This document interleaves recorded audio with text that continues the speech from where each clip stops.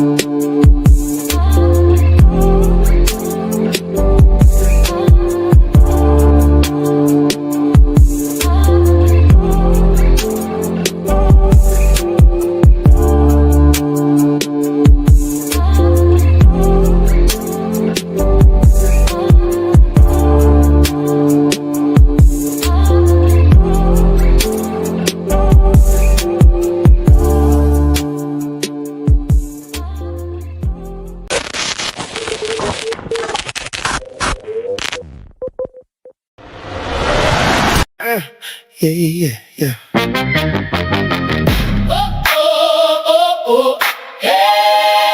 Now the pages talk, baby.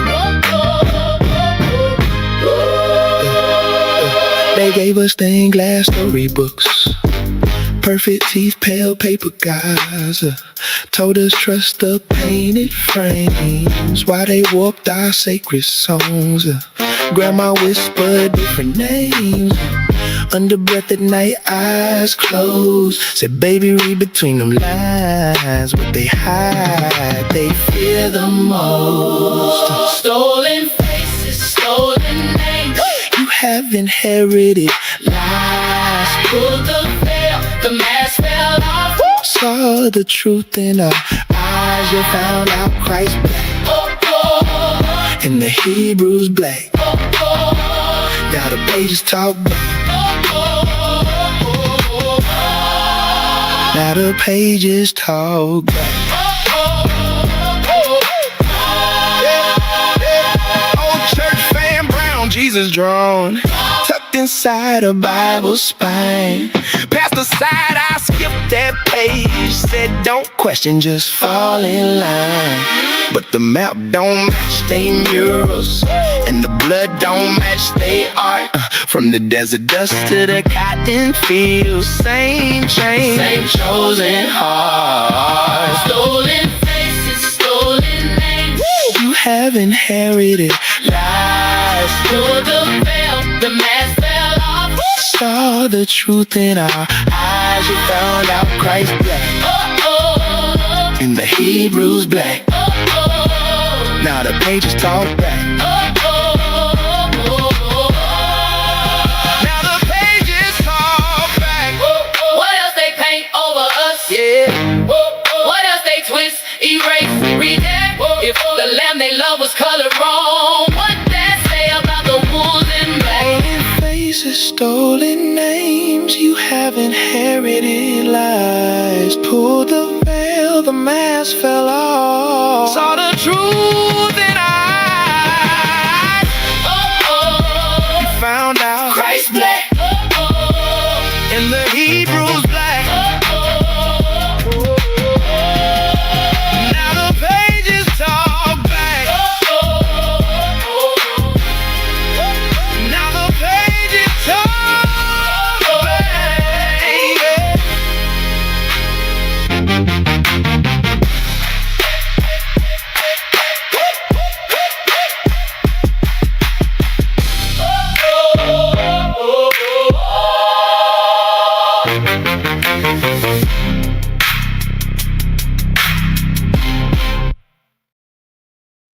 Hey, big salute, family. This your brother King Judah, giving all praise to the Most High Yah and faith in Yahshua HaMashiach, and to the beloved mighty nation of Israel. I say peace and blessings. Big salute to my beloved CUC family. Shout out to Elder Beryl Walk. Shout out to Elder Bro Tim and my brother Shar Sham, and all my beloved brothers and sisters in the chat. This lesson right here, family, this is going to be the short version,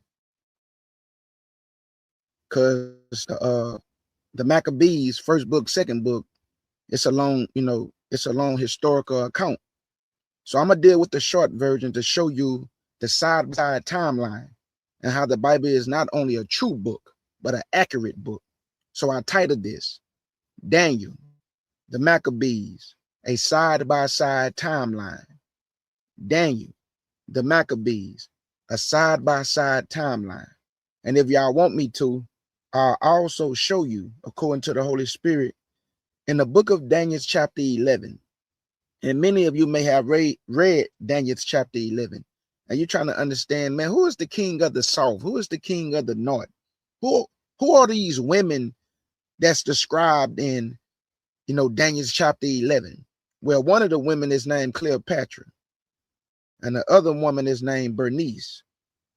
And the king of the north is Antiochus Epiphanes.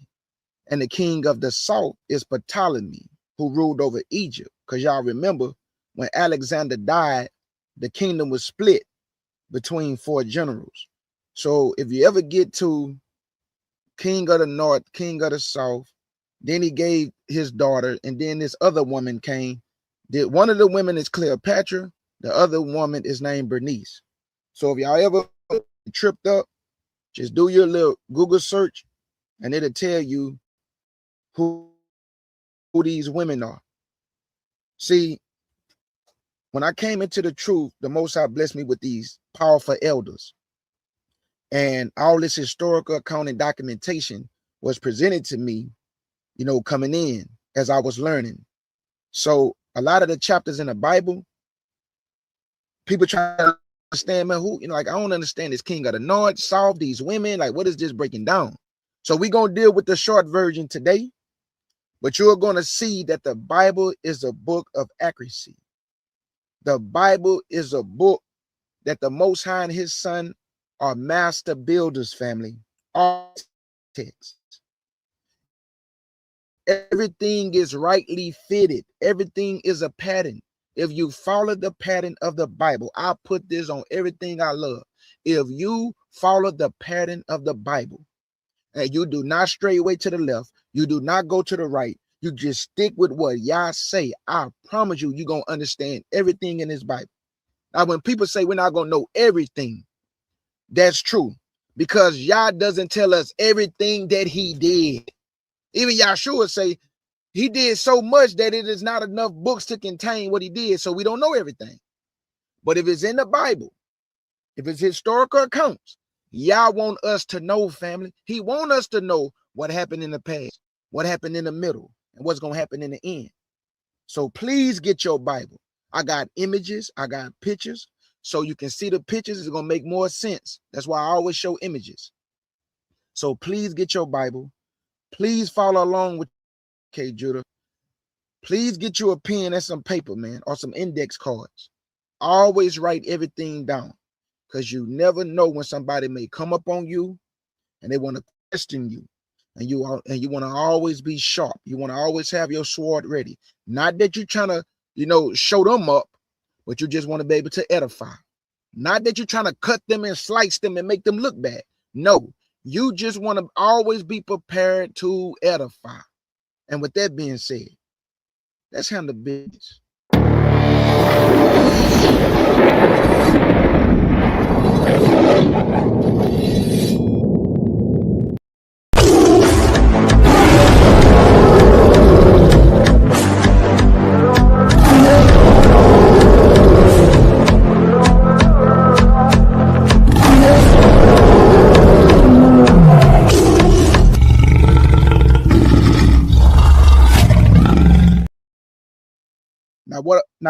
What I'm gonna be doing, my beloved family, is that I'm gonna be going from the Bible to the Apocrypha. But what I'm gonna do, I'm not gonna only read it from the Apocrypha, I'm gonna show it on the screen.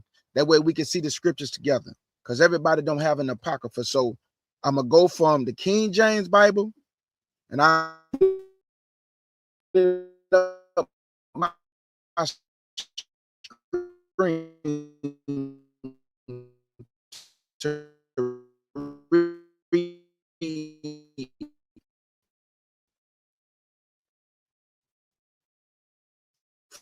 First Maccabees and Second Maccabees.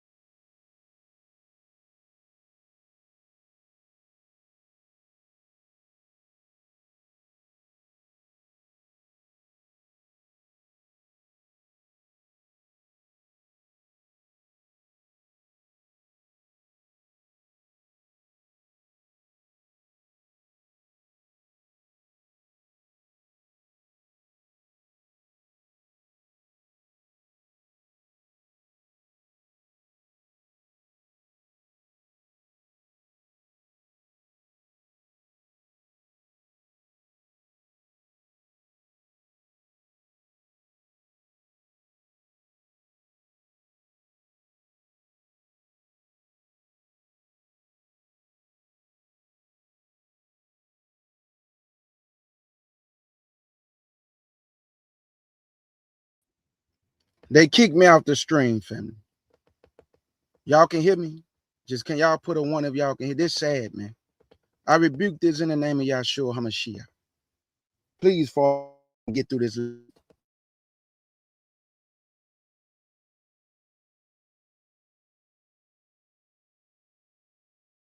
Y'all, yeah, they kicked me off, family. Oh, boy, I tell you. Woo, boy, the devil is busy, man. But I rebuke that in Yahshua HaMashiach's name, to the glory of the Father. I rebuke that. Please, Father, let me make it through this lesson.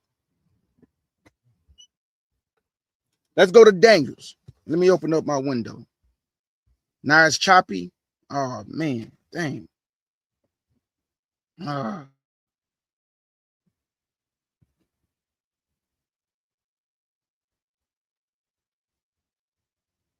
Do I still sound choppy? I don't know what's going on. Dang.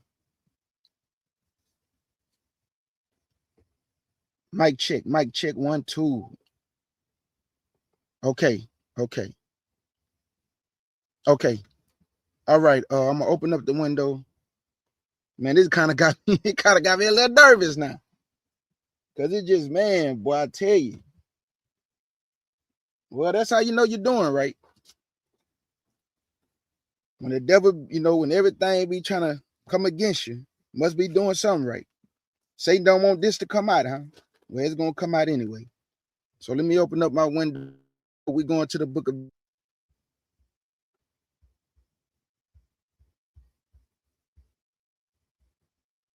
And I put this on everything. What y'all about to hear today is gonna edify you, family. I'm telling you, you finna love this. You finna love it. All right. This is the book of Daniel, chapter 7. And verse 1 through 8.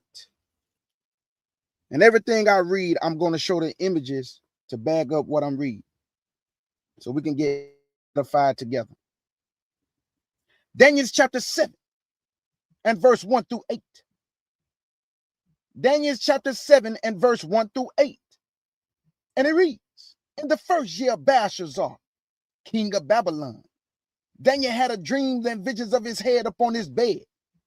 Then he wrote the dream and told the sums of the matter. Daniel spake and said, I saw in my vision by night, and behold, the four winds of heaven strove upon the great sea, and four great beasts came up from the sea, diverse one from another. The first was like a lion, and has eagle's wings. And I beheld thereof. Hold on, let me go back, because my page kind of tore a little bit. I beheld till the wings thereof was plucked, and it was lifted up from the earth, and a man's heart was given to it. The reason why a man's heart was given to Nebuchadnezzar, y'all remember he got lifted up, right? And the Lord made this man eat grass with the animals for 7 years. And boy, when he came back and God gave him his mind back, he acknowledged that the Most High ruled in the kingdom of man and not man. That's a man's heart that was given to him, some understanding. Verse 5, and behold, another beast, a second like to a bear, and it raised up itself on one side, and it had 3 ribs in the mouth of it between the teeth of it. And they said thus unto it, arise, devour much flesh. After this I beheld, and lo, leopard, which had upon the back of it 4 wings of a fowl. The beast also had 4 heads, and dominion was given to it. After this I saw in the night vision, and behold, a 4th beast, dreadful and terrible, and strong exceedingly, and it had great iron teeth. It devoured and break in pieces, and stamped the residue with the feet of it. And it was diverse from all the beasts that were before it, and it had 10 horns. So first let's deal with the 4 beasts. You have Nebuchadnezzar. He's the head of gold. He was the first ruler of the 4 winds. After him came the Medo-Persian Empire. That's the chest and the arms of silver. After the Medo-Persian came Greece. This is where Antiochus Epiphanes come from. This is where Alexander the Great come from. And this is the kingdom where it was split into 4 heads. And after Greece came Rome. And you just heard what it said. 10 shall rise. 10 shall rise. In the Roman Empire, it said 10 shall rise. Who are the 10 that tried to revive the Roman Empire? It said 10 shall rise. Who are they, family? Let's go here. And let me show you. Let me bring it in close. These are the 10 that tried to revive that Roman Empire. But I'm about to read something to y'all to show you that the Bible is on point, man. So I stopped at verse 7, but let's go ahead and go to verse 8. Verse 8. And I considered the horns, and behold, there came up among them another little horn, before whom there were 3 of the first horns plucked up by the roots. And behold, in this horn was the eyes like the eyes of a man, and a mouth speaking great things. Who plucked up the 3 horns when he came into power? Who plucked up the 3 horns, the horns, when they came into power? It's called the papacy, family. The Roman Empire. When they came into power, they plucked up the Herlians that you see on the screen. They plucked up the Vandals that you see on the screen. And they plucked up the Antiochus that you see on the screen. These are the 3 that was plucked up by the roots. Let me read the Bible again. Verse 8, and I considered the horns, and behold, there came up among them another little horn, before whom there were the 3 of the first horns plucked up by the roots. And there you go on the screen. These are the 3 that was plucked up by the root. This is historical. The Antiochus, the Vandals, and the Herlians, they was plucked up. So the Herlians, the Vandals, the Antiochus, Justinian, he tried to revive it. Charlemagne, he tried to revive it. Otto, he tried to revive it. Charles V, he tried to do it. Napoleon Bonaparte, he tried. And Berto Mussolini was the last one try to get Rome back to the prominence that it once had, but nobody can do it, family. That's why the Bible say 10 shall rise. But they could not get Rome back to that glory, them glory days. But hold on, he said 3 was plucked up by the roots, right? Which left how much? 7. 1, 2, 3, 4, 5, 6, 7. And here go the 10th beast. And that's what we waiting on right now. That's why in Revelation, what do it say? 7 heads and 10 horns. Where did they get the 7 from? Because 3 was plucked up by the roots, which left 7. First he said 10, but 3 of them was demolished. That left 7. 7 heads, 10 horns. So now we got that out the way. Who the 3 that was plucked up by the roots? The Herlians, the Vandals, the Antiochus. Let me show you another way. And this proves it right here. Y'all see this? Look at this picture. Vandals at the bottom, gone. The Herlians, gone. And the Antiochus, gone. These are the 3, y'all. And look at the top. Division of the Western Roman Empire. So when Rome, the papacy, came to power, they plucked up these 3 by the roots. And that's why little horn came up. That little horn is not talking about Antiochus Epiphanes. Why, K. Judah? Because Antiochus Epiphanes come from the 3rd kingdom, not the 4th kingdom. This kingdom right here is the 4th beast. And in this kingdom, the 4th beast, the little horn came up, which is this. See the little horn? This the little horn. And he had a mouth speaking great things. Now, did Antiochus speak good things and do evil? Absolutely. He also a little horn, but he's not the one who plucked the 3 up by the roots. That's what I'm saying. So always remember, Antiochus come from the 3rd kingdom. The little horn that plucked 3 up by the root come from the 4th kingdom, which is Rome. He come from Greece. Knowledge.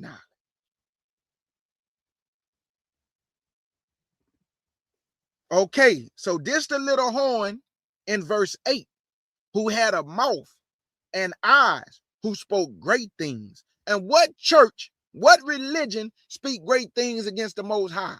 The papacy. Catholicism. They come up with all the religions that you see, all the lies that you see. All the doctrines of devils come from the Roman Catholic Church. That's the papacy. They the ones plucked the 3 up by the roots, which left 7. It's the papacy, family. Always remember that. Let me show you another way that you can look at this with these 4 great beasts. But when we got down to the fourth beast, he said 10 shall rise, but 3 of them was plucked up by the roots. Let me show you the historical account that is so accurate, is even in the history. So remember, you see this little horn? Antiochus is also described as a little horn, but he comes from the third beast. So sometimes people get the horns confused. They'll say that Antiochus is the Antichrist. Now, an Antichrist just means a person who is against Christ. Anybody can be an Antichrist. The person we waiting on is called the son of perdition, not an Antichrist, because there are many Antichrists. We waiting on that lawless one, the son of hell, the son of destruction, the son of perdition. So let me read this before I go to Revelation 13. Just to back this up. Now remember the names that you heard, the Vandals, the Antiochus, and the Herlians, right? Let me show you that Rome is the one that plucked them by the roots, but they also gave Rome a death blow in 476 AD. Let me read this. Invasion by barbarian tribes. The most straightforward theory for Western Roman collapse pinned the fall of a string of military losses and against outside forces. Rome had tangled with Germanic tribes for centuries, but by the 300s, barbarian groups like the Goths, y'all remember Antiochus, like the Goths, had encroached beyond the emperor's borders. The Roman withered a Germanic uprising in the late 4th century. But in 410, the Visigoths, which is the Antiochus, King Alaric successfully sacked the city of Rome. The empire spent the next several decades under constant threats before the eternal city was raided again in 455. This time by the Vandals. Didn't I just show y'all? The Antiochus, the Vandals, they was plucked by the roots, and the Herlians. So here go the Vandals. They also went up against Rome, family. And they the ones gave Rome that death blow before they were plucked up by the roots. How we know that? Because in 476, it's about to tell you when Rome took the death blow. So in Revelation 13, now you understand when he say the deadly wound was healed. What deadly wound was healed? This death blow right here through the European Union, which is also called the Big 10, 10 nations with 10 crowns on their head. Let me finish reading this. He say in 455, this time by the Vandals. Finally, in 476, the Germanic leader Odessa staged a revolt and deposed the emperor Romulus Augustulus. From then on, no Roman emperor would ever again rule from a post in Italy, leading many to cite 476 as the year the Western Empire suffered its death blow. There you go. Now we're at 13. I want you to notice what name did it mention? The Roman Empire. So when the Bible say a little horn came up, that's talking about the papacy, family. It's a kingdom that arose, and he plucked 3 up by the roots. Okay, let's go to Revelation 13, verse 1 through 2. Revelation 13, 1 through 2. For you to even prove that the death blow, the deadly wound was healed. And that's why he just said, they never again rule from a post in Italy. Where's the Catholic Church at, y'all? Isn't it in Italy? There you go. There you go, family. Now you know what church the Lord is talking about.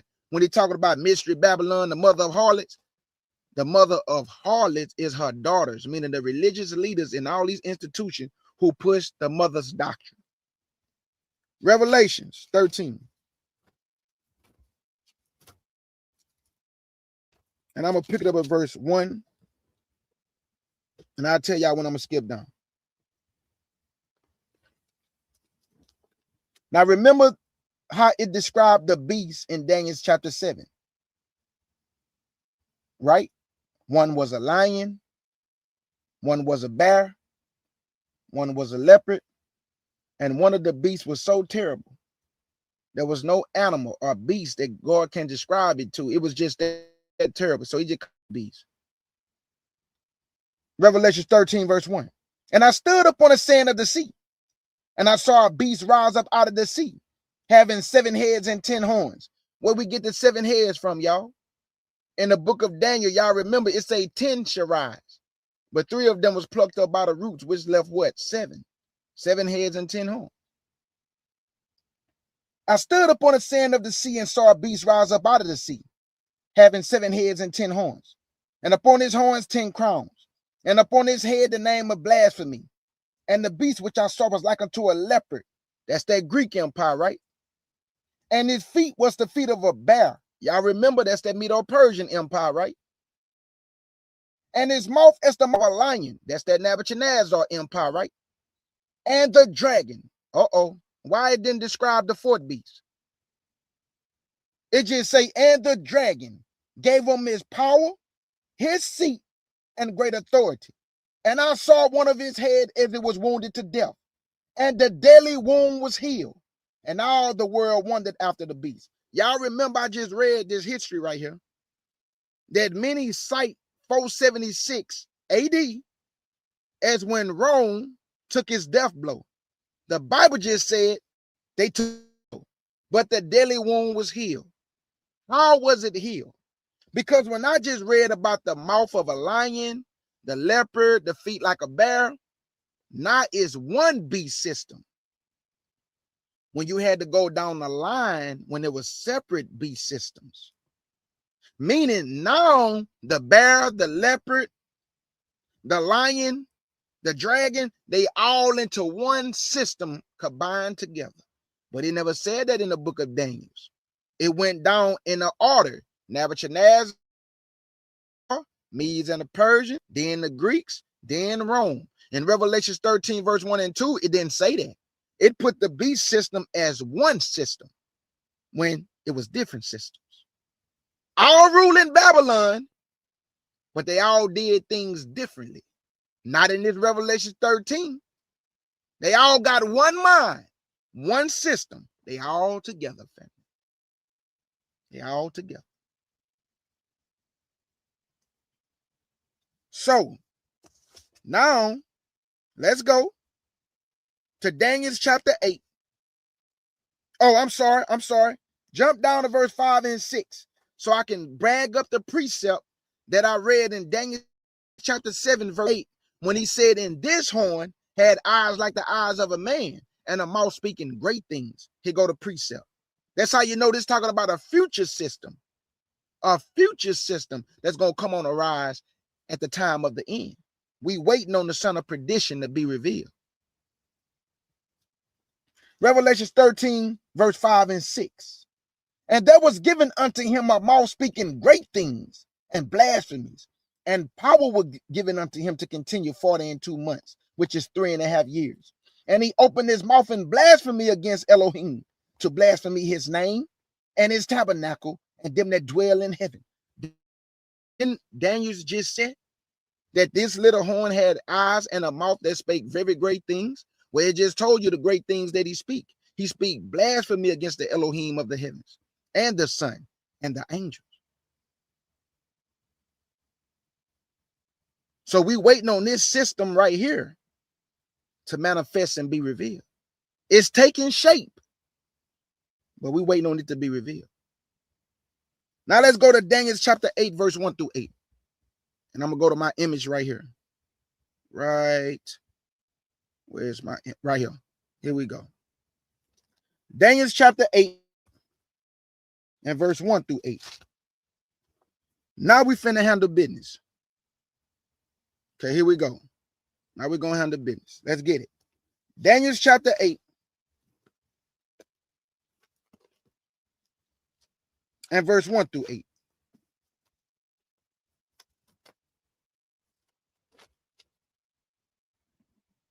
This is Daniel chapter 8 and verse 1 through 8. And it reads, in the 3rd year of the reign of King Belshazzar, a vision appeared unto me, even unto me Daniel, after that which appeared unto me at the first. And I saw in a vision, and it came to pass, when I saw that I was at Shushan in the palace, which is in the province of Elam. I want to prove everything to y'all, so let me stop, because I want to show y'all where Shushan is. So let me make sure I got all my stuff together, all my ducks in order. Okay, Now, he just said that he was in Elam, right? Of Shushan, the province of Elam. Where's this located, this Shushan? Just so we could be on the same page. It says Elam in the Bible refers to an ancient civilization in what's now southwestern Iran. Shushan, also known as Susa, was its capital city, located near the modern village of Shu in Iran. So there y'all go. So anytime you hear Shushan in the Bible, it's talking about a place located in Iran. We know this to be true because in Daniel chapter 8, verse 1, now we in the time of the Medes and the Persians. And we know the Persians are Iran. I just wanted to prove that to y'all. Okay. Now let me keep going. And I saw in a vision, and it came to pass when I saw that I was at Shushan in the palace, which is in the province of Elam. And I saw in a vision, and I was by the river Eula. Then I lifted up my eyes and saw, and behold, there stood before the river a ram, which had 2 horns, and 2 horns was high, but one was higher than the other, and the higher came up last. The reason why, let's go back to the horns. The reason why one horn is higher than the other horn is because you always hear about the Persian Empire. You really don't hear too much about the Medes, you know what I'm saying, doing anything. It's all about the Persians. That's why one horn was higher than the other. You always hear about the Persian Empire. The Medes take the Persians. We always hear about the Persians. That's why one horn is higher than the other horn. Because the Persians in historical accounts are mentioned more than the Medes. So let's keep going. Verse 4. And I saw the ram pushing westward and northward and southward, so that no beast might stand before him. Neither was there any that could deliver out of his hand. But he did according to his will and became great. Who is this, y'all? This is the Medes and the Persians. And when they took power, nobody can stand before them. Nobody. No kingdom, no nation, no people. They did their pleasure by the power of the Most High. Verse 5. And I was considering, behold, a he-goat. Now let me change the picture. Because now a he-goat came on the scene. A he-goat came on the scene. Verse 5. And I was considering, behold, a he-goat came from the west on the face of the whole earth, and touched not the ground. Had a notable horn between his eyes. This is Alexander the Great. Verse 6. And he came to the ram that had the 2 horns, which I had seen standing before the river, and ran unto him in the fury of his power. And I saw him come close unto him. Come close unto the ram. He was moved with choler against him, and smote the ram, and brake his 2 horns. And there was no power in the ram to stand before him. But he cast him down to the ground, and stamped upon him. There was none that could deliver the ram out of his hand. This is Alexander the Great. He the he-goat. So he came upon the ram with the 2 horns and destroyed him to the ground, because now it's time for the Greeks to rule. Verse 8. Therefore the he-goat waxed very great, and when he was strong, the great horn was broken, and for it came up 4 notable ones towards the 4 winds of heaven. Who are the 4 notable ones that came up?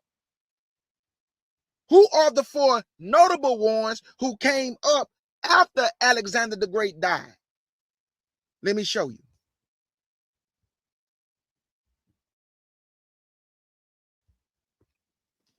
After Alexander died, family, 4 notable ones came up in his stead. Let me read it to you right now. It says, after Alexander the Great died, his kingdom was divided among 4 main generals. Ptolemy took Egypt. Lysimachus ruled Thrace and Asia Minor. Seleucus controlled Syria, Mesopotamia, and Persia. and Cassander held Macedonia and Greece. The Bible is true, man. You see how the Bible bag up history? These are the 4 generals that I just named. When Alexander the Great died, they took over, man. But not in his power, but they took over. And from this, after Alexander died, this is where you get Antiochus Epiphanes. That wicked little horn from the Greek Empire, not the Roman Empire. So now I'm going to Maccabees. Because can I prove this timeline, this pattern, to prove that even in the Apocrypha, it said the same thing that I just read just now about how he died and it was split between these 4 kings or 4 generals. So let me get out of here. We're going to come back. Let's go. Let's go to 1 Maccabees. 1 Maccabees, chapter 1, verse 1 through 9. So let me open up my screen for this. Because I'd rather read it off the screen for y'all. Everybody. So let me see. I want 1 Maccabees 1. Right here. Okay, here we go. So let me bring the screen in close.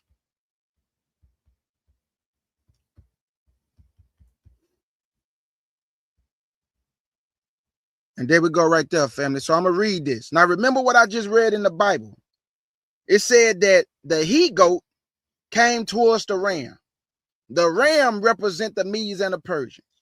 But one horn was higher than the other horn because you always hear about the Persian in historical accounts.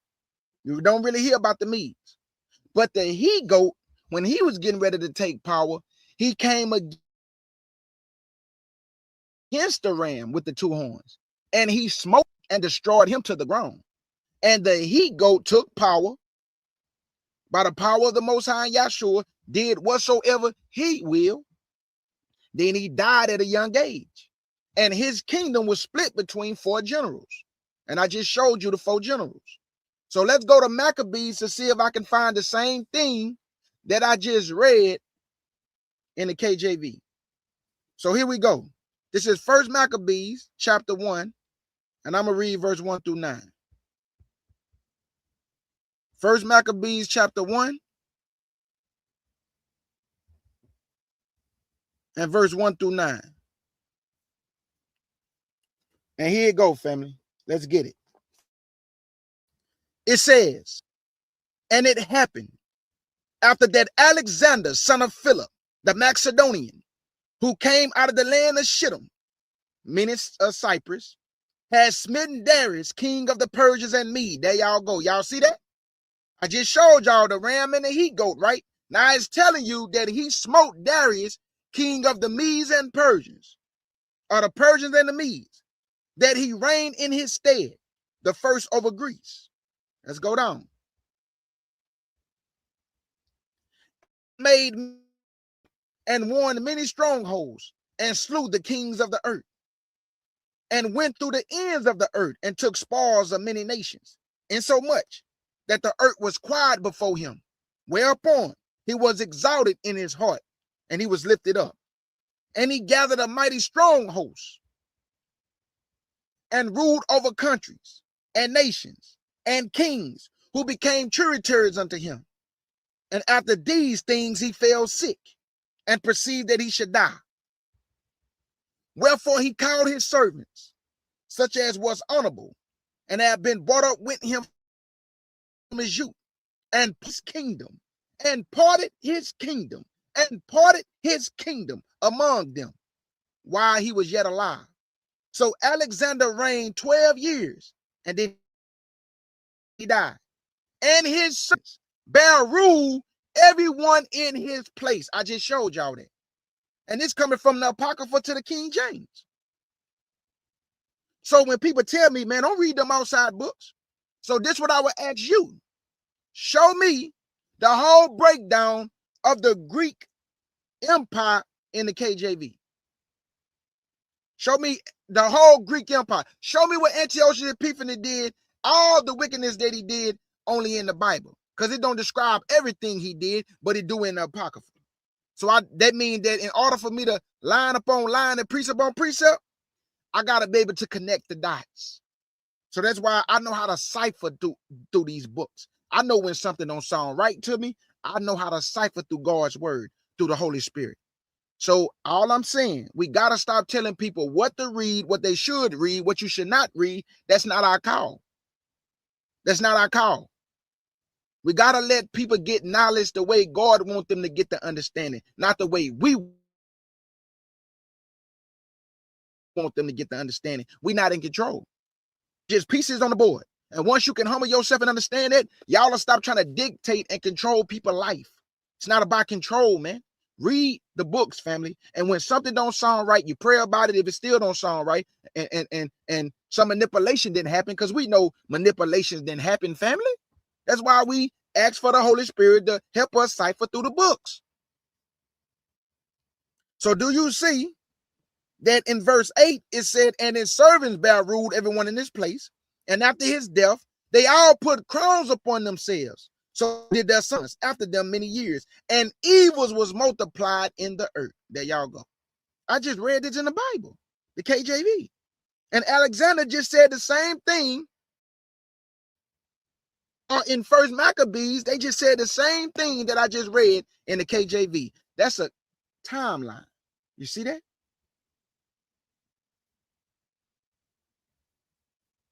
So that's how we know the Bible is true. Now, let's go back to Daniel chapter 8 and verse 9 through 12. Let's go back to Daniel chapter 8. I can get out of here now because we just read it together. Now let's go to Daniel chapter 8 again.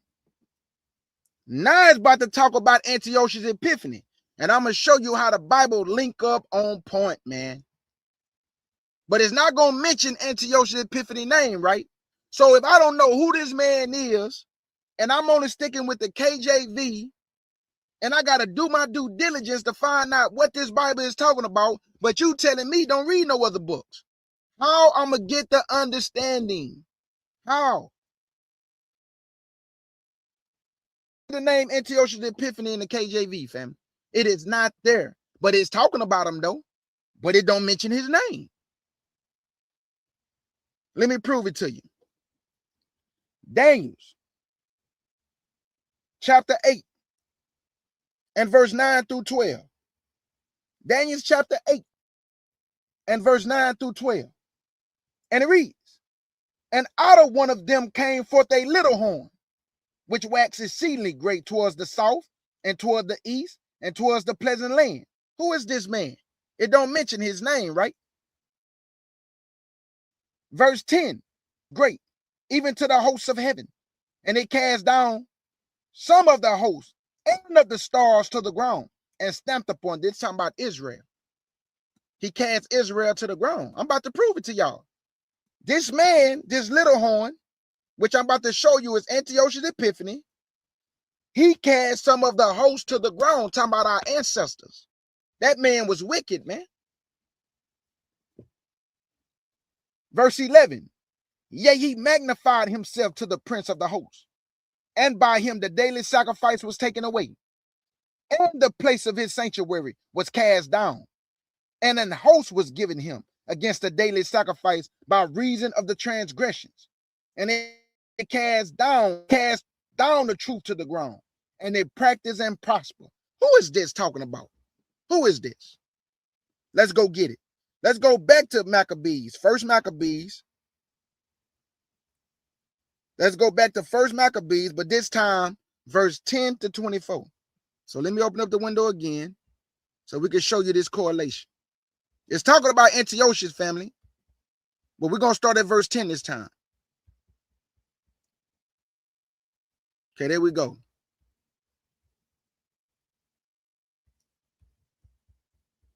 Okay, let's go to verse 10 to 24 now. Now I want y'all to listen very closely, family. The Bible is so accurate, so on point, that when people tell me it's a white man book, I can't even be mad at them. You know why? Because they brainwash. That's why I don't get, they brainwash, family. So we got to have some compassion and empathy on our people. We all been brainwashed, every last one of us, but I never thought this was a white man book. So I wasn't that brainwashed. I didn't go that far to say, yeah, it's a white man's book. No. We all been brainwashed based on the religious information we have received from the churches. But when anytime somebody say it's a white man's book, my compassion for them, I just shake my head and say, man, this person just lost, man. They don't know. They have no idea, man. So instead of getting mad at them, or just that compassion and empathy for our people, it just make me sad because I can't believe they think this a white man's book. But they just don't know, family. That's why we got to teach our people the truth. We can't beat it in them. We can't beat the truth in nobody. So it's not what you say, it's how you say it. Because it would be well received if it's done in decency and in order and with respect. But when you talking down to somebody, I guarantee you, they're not going to hear nothing you say because all they hear is your disrespect. That's the only thing they're going to hear is your disrespectful tone.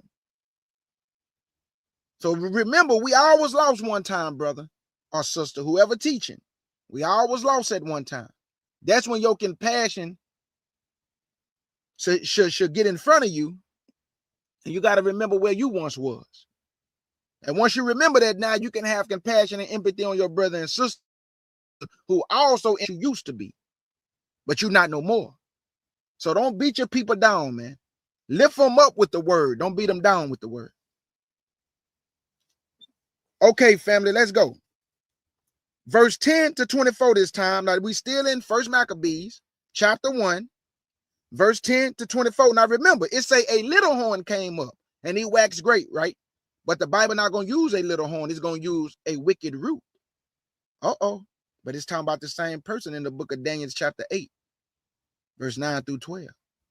But it don't mention his name. So where can I find his name? And this dude who did all this wickedness to the sanctuary and the house of the Most High, where is he? Verse 10. And that came out of them a wicked root, but he just called them a little horn in the book of Daniel. But right here, he called him a wicked root. What's his name? Antiochus, surname Epiphanes, son of Antiochus the king, who had been a hostage at Rome.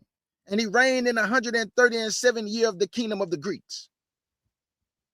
In those days went there out of Israel wicked men. I thought we all brothers and sisters. Should we trust people like this? That's why I tell y'all, I never allow my feelings to guide me. I never do. You know why? Because your feelings can get you killed. Too much compassion can get you hurt. That's why you got to use discernment and wisdom and knowledge and get you some understanding. Because it said that in those days went there out of Israel wicked men who persuaded many, saying, let us go and make a covenant with the heathen that are round about us. For since we departed from them, we had much sorrow. Look at these coons. This is what we would call coons today. These are coons. And what have our so-called leaders did today? They made a covenant with the heathen and did the same thing these wicked men did to keep us at the bottom. So they made a covenant with the heathen because they want the money. Just like these men just said, for since we left the heathen, man, we don't got nothing. And what do your so-called leaders say? Man, I'm going to get that money from the heathen because I'm not going over there with these niggas. They don't got nothing. I want to join with the heathen. That's what happened, family. They have joined with the heathen. Verse 12. So this device pleased them well. Then certain of the people were so forward herein that they went to the king, who gave them license to do after the ordinance of the heathen. They gave them license to lie to their people and persuade many to follow the heathen and move the Most High laws, statutes, and commandments. Get that out the way, man. We're going to do what the heathen asks us to do. Verse 4, whereupon they built a place of exercise at Jerusalem, according to the customs of the heathen. Now you understand your football arena. Now you understand your basketball arena. Now you understand your baseball arena. Now you understand track and field. These are exercises that they built for our people to entertain them. What we see today, we entertain the heathen. He buy season tickets to watch Negroes jump high in the sky, throwing football down the field, run, in meters, they doing 4x1, 4x2. Heathens love watching us entertain them. But this came by way of coons.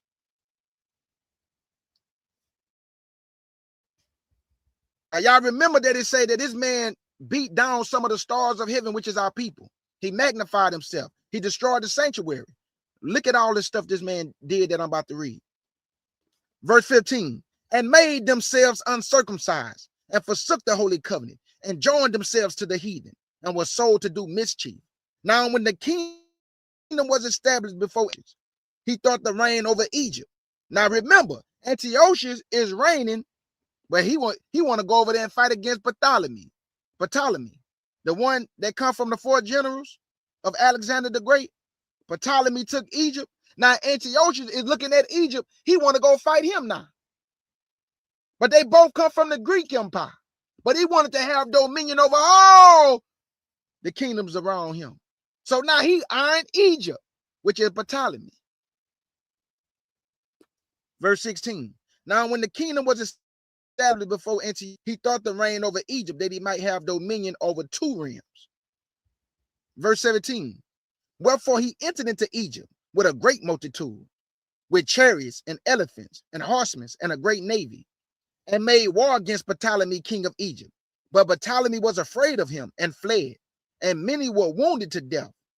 Thus they got the strong cities in the land of Egypt, and he took the spoils thereof.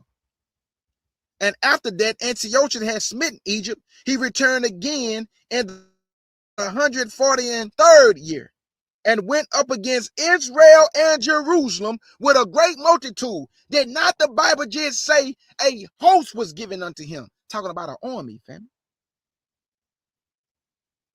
And then the King James Bible, Daniel chapter 8, just say that this little horn went up against the land and the people and cast them to the ground.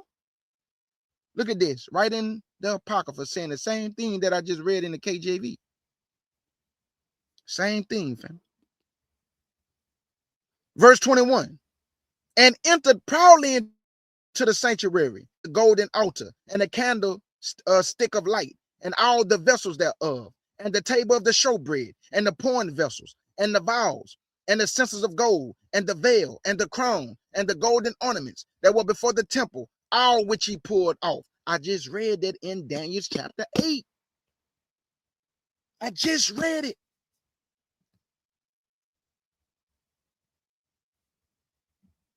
I just read it.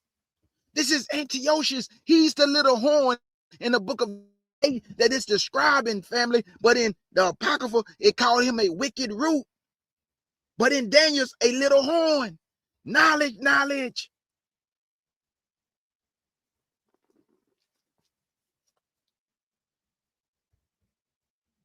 Look at all this stuff he did to the temple.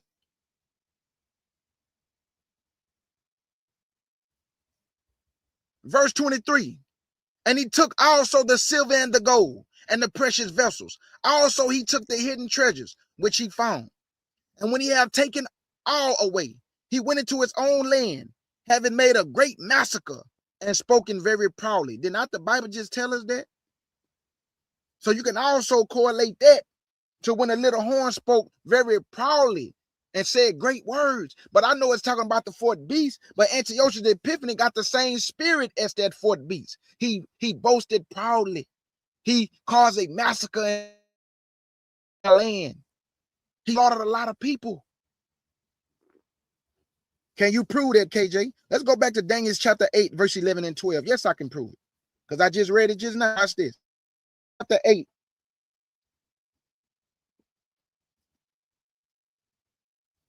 Daniel chapter 8, verse 11 and 12. And I'm going to keep this on the screen because now I got to go to 1 Maccabees, still chapter 1, verse 41 through 50. Because I'm about to prove something to y'all according to the scriptures. This is Daniel chapter 8 and verse 11 and 12. Now remember everything I just read in First Maccabees from 10 to 24. How he magnified himself, how he destroyed the people, he caused a massacre in our land, all that wicked stuff he did. Watch this. Daniel 8 verse 11 and 12. Yea, he magnified himself even to the prince of the host, and by him the daily sacrifice was taken away, and the place of the sanctuary was cast down. I just read all of that, fam. And a host was given him against the daily sacrifice by reason of the transgressions, because our people sinned. And it cast down the truth to the ground. And it practiced and prospered. How did he cast the truth to the ground? Because he had those wicked Israelite men who persuaded many to follow the heathen and cast God's word to the ground. Knowledge.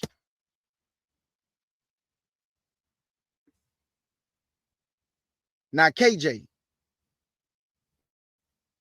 to prove that in Maccabees, brother, this the thing that actually happened, what you just read in Daniel chapter 8, verse 11 and 12. Okay, let's jump down to verse 41 to 50. Here we go right here, 41 to 50. Y'all see what I'm doing? I'm going from the book of Daniel, and I'm proving the same thing in the Apocrypha. Because the Maccabees. Now, let's go ahead and draw back a little bit. Let's get a little history, a little historical account. And y'all can fact check me. You can find this out for yourself. It's all historical. In the time of the Roman Empire, when Nebuchadnezzar came on the scene, the Lord told them, if you continue to sin against me, I got a king coming from the north. He was talking about Nebuchadnezzar. He said, and he gonna put y'all in captivity. So Israelites didn't believe Jeremiah, but they went to Babylon for 70 years.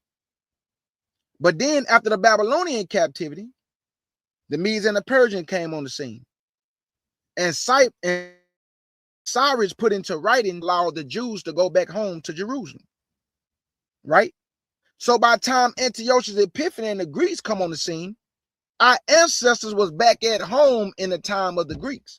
That's why they was able to come up against Jerusalem, because they had just came from the Babylonian captivity. And then the Medes and the Persians took over, and they allowed whoever wanted to go home, they allowed our ancestors to go home. Now, when they allowed them to go home, they was trying to build the temple. But the wicked heathens kept going to the king saying, hold on, this been in writing that and stamped with a seal for the Jews not to be able to do this. So there was a man by the name of Antiochus Epiphanes who put it in writing and stamped it that whoever tried to hinder the Jews from doing the work of the Lord, the Jews had the right to fight back. So if you go look up a man by the name of Antiochus Epiphanes, because one of his arms was longer than the other, this right around the time that we finna get to the Greeks. Because when they put this in writing, Cyrus, Darius, and Xerxes, our ancestors was trying to do the work of the Lord, because that temple had to be built before the Messiah came on the scene.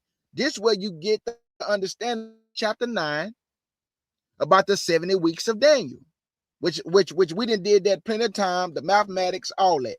The point that I'm making to y'all, by the time the Greeks came on the scene, family, our ancestors was already back home from the Babylonian and the Persian captivity. They allowed them to go back home. But then when the Greeks came on the scene, Antiochus Epiphanes went against the land, went against the people, destroyed the sanctuary, destroyed the people, and caused a great massacre in the land. So they was in their homeland that the Lord allowed them to go back home. Then Antiochus and them came up against our people. So I just wanted to let you know we was at home at this time in Jerusalem, doing the work of the Lord, reestablishing the temple. And this is in the time of Ezra and Nehemiah, Joshua and Zerubbabel.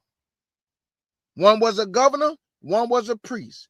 This also represent Yahshua HaMashiach, that the government should be up on his shoulder, and he's the priest after the order of Melchizedek. I'm telling y'all, the Lord has allowed your brother KJ and many of my other brothers and sisters to sniff through this Bible because we are dedicated to Yah. He opened up our eyes to all revelations, as far as that we know, as far as we can know. Not everything, we don't know everything, but as far as this Bible go, and other historical information, and the Apocrypha, and the Jubilees, and some of Jasher, because you got to be careful when you're sniping it through these Bibles, and these different books, and these historical accounts. You have to know what you're talking about. Why? Because everything is a pattern.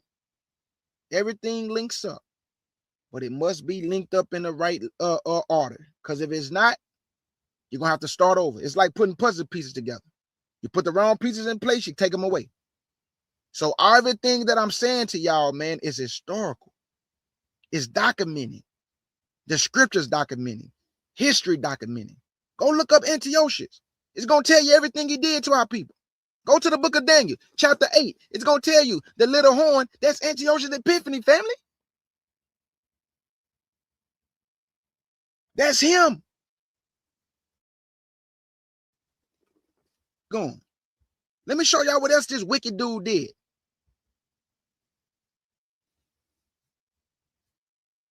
Verse 41. Moreover, King Antiochus wrote to his whole kingdom that all should be one people, and everyone should leave his laws. So all the heathen agreed according to the commandment of the king. Yea, many also of the Israelites consented to his religion. Shaking my head. Well, y'all see why we can't come together today? Too many of our people caught up in the heathen's religion. And they're going to argue you down by a white man's religion. Verse 43. Yea, and many also of the Israelites consented to his religion, and sacrificed unto idols, and profaned the Sabbath. For the king has sent letters by messengers unto Jerusalem and the cities of Judah, that they shall follow the strange laws of the land, and forbid burnt offering and sacrifice and drink offering in the temple, and that they shall profane the Sabbaths and festival days, which are the feast days and the Sabbaths. And that's why I got an S on Sabbaths, because when we keep our feast days, the first day is a Sabbath, the last day is a Sabbath. And sometimes we have back-to-back Sabbaths. That's why the Lord say profane the Sabbaths with an S. Verse 46, and pollute the sanctuary. Didn't I just read that in Daniel? That he polluted the sanctuary in Daniel chapter 8? He magnified himself and polluted the sanctuary and the temple. I just read that.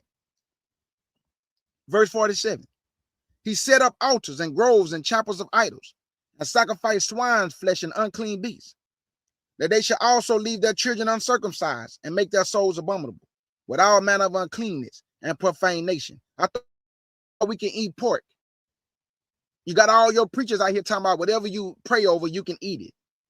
But our ancestors lost their life because they wouldn't eat swine.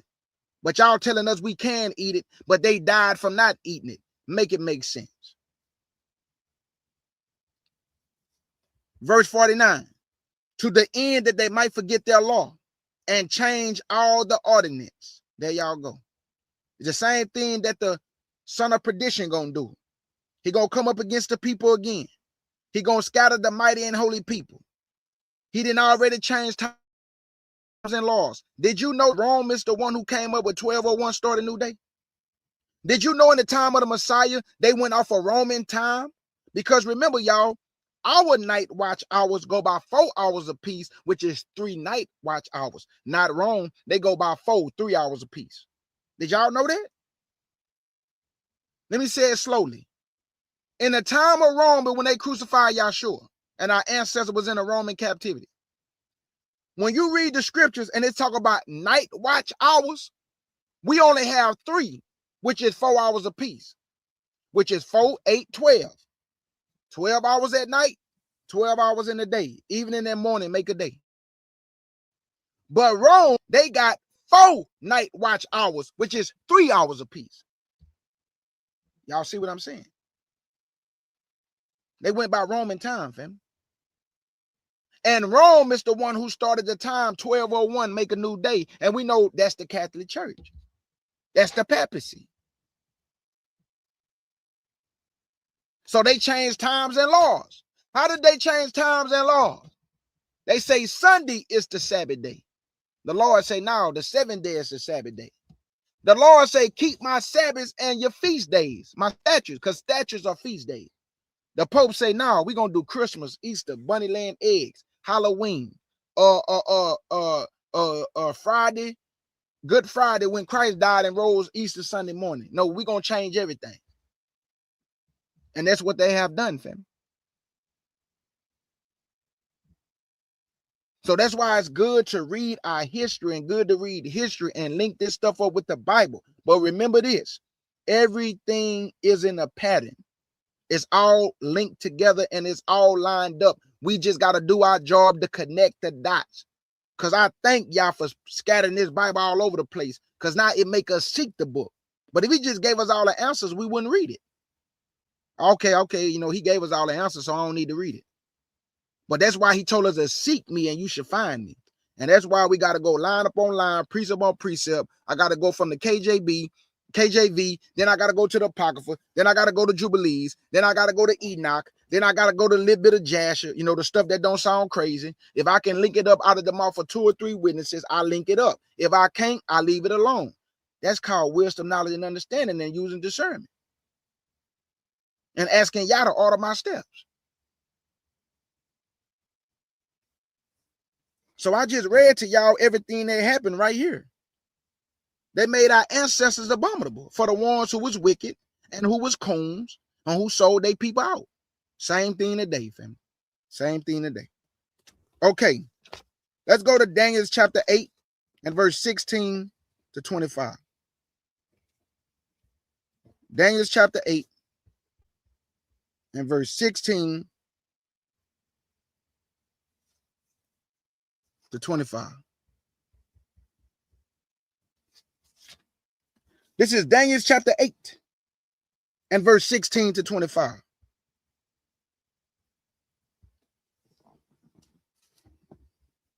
Daniel chapter 8 and verse 16 to 25. And it reads, and I heard a man's voice between the bank of Eula, which called and said, Gabriel, make this man to understand the vision. So he came near where I stood, and when he came, I was afraid and fell upon my face. But he said unto me, understand, O son of man, for at the time of the end should be the vision. Now, as he was speaking with me, I was in a deep sleep on my face toward the ground. But he touched me and set me up upright. And he said, behold, I will make thee know what shall be in the last end of the indignation. For at that time appointed the end should be. The ram which thou sawest, having 2 horns, are the kings of Media and Persia. There y'all go, right there on the screen. Verse 21. And the rough goat is the king of Grecia.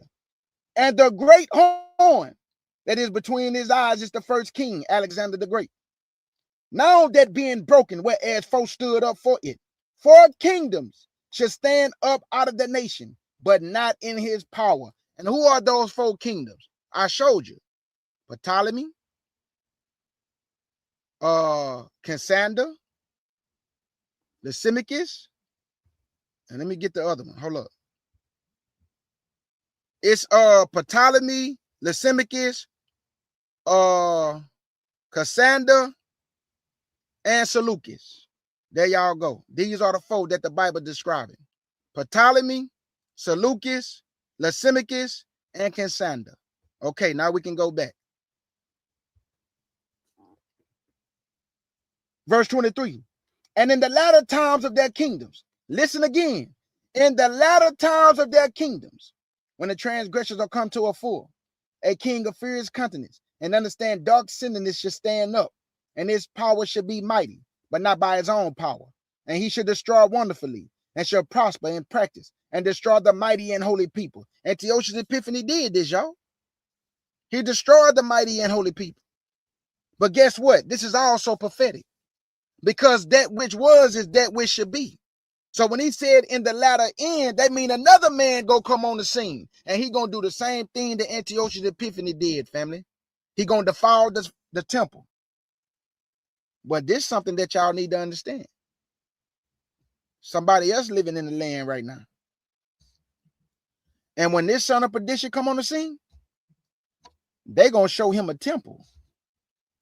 He gonna say he God. And he gonna take away their daily sacrifice because they're not the people of the book. So all this is playing out the way it's supposed to play out. The way that y'all made it. Hold on, family.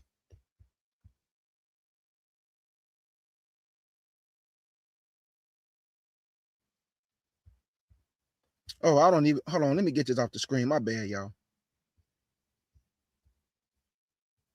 Let me show that he goat again. What I was just reading. Okay, here we go.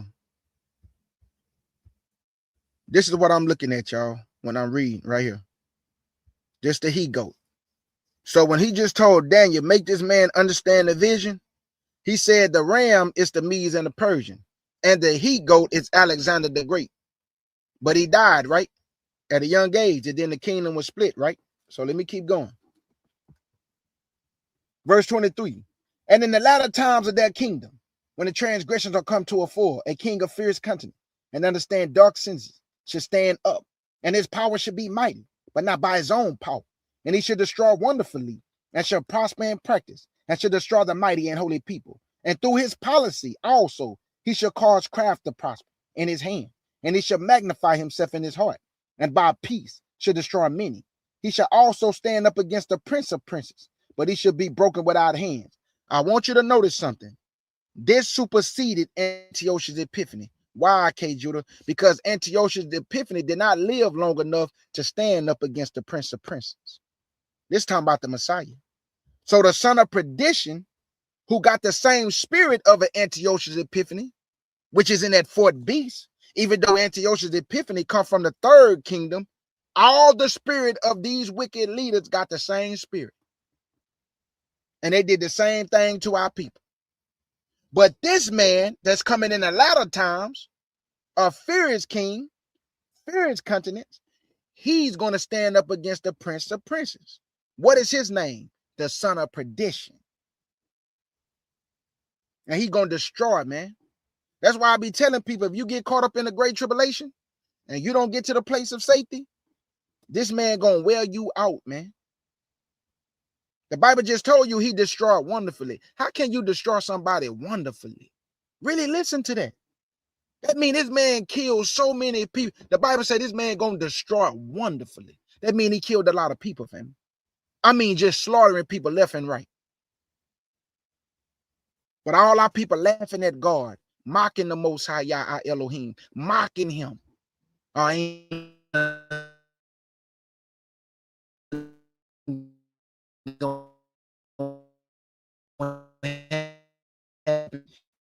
Y'all been saying that for 3,000 years. They because we know what's about to happen.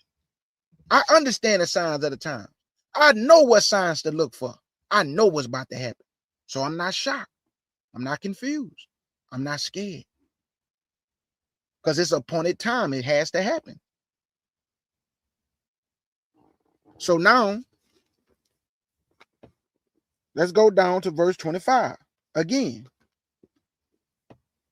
And it reads, and through his policy also he should cause craft to prosper in his hand, and he should magnify himself in his heart, and by peace should destroy many. And he shall also stand up against the prince of princes, but he should be broken without hands. There y'all go. Now let me see where we're going now. Okay, let's go back to Maccabees. And verse 51 to 64. Y'all see how the Bible is linking up together through the timeline? This Bible cold, man. Cold. Super cold. All right, let me see. Let's go back to Maccabees chapter 1. Maccabees chapter 1.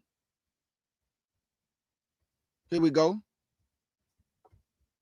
And this time I'm going to pick it up because this is the short version. We only at 1 hour and 19, so I'll be done way before 2 hours. So let's go back to Maccabees 1. And this time I'm going to pick it up at verse 51 through 64. So let's go from 51 to 64 right here.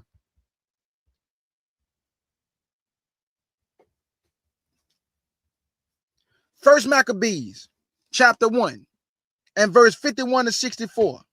And it reads, in the self-same manner wrote he to his whole kingdom, and appointed overseers over all the people, just like we got overseers today, they call coons.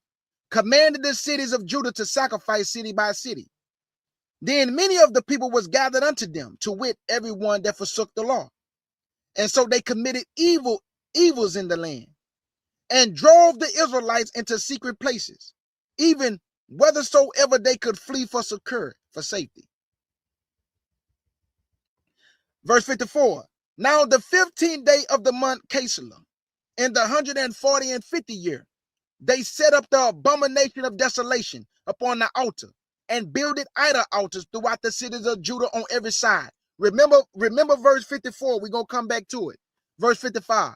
And burnt incense at the door of the houses and in the streets. And when they had rent in pieces the books of the law, which they found, they burnt them with fire. So don't tell us they ain't mess with our books. Don't tell us that. Why did God say don't add and take away from his word? They added italics in the Bible. You know what italics mean? Words that lean to the side. The Bible is not the problem. The translators are the problem, not the word itself. The translators, not the word. The word is perfect. The translators are in error because they added and took away from God's word. Verse 57. And whosoever was found with any of the books of the testaments, or if any committed to the law, the king's commandment was that they should be put to death. Thus they did by their authority unto the Israelites every month, to as many as was found in the cities. Now on the 25th day of the month, they did sacrifice unto the idol altar, which was upon the altar of Elohim. Oh my God. These boys put abomination on the altar of the Lord, man. At which time, according to the commandments, they put to death certain women. Man, listen to this, man. Now, this right here, this broke my heart. This broke my heart when I read this. And that's why I'm telling y'all, I tremble in my body for people that's ignorant. I feel so sorry for y'all stupidity. Because it's one thing to be ignorant and just don't know. And it's another thing to allow your mouth to say things where you mocking God and you blaspheme the Elohims of the heaven, and you saying all type of explicities and all type of abominable things out your mouth. Man, I tremble for you.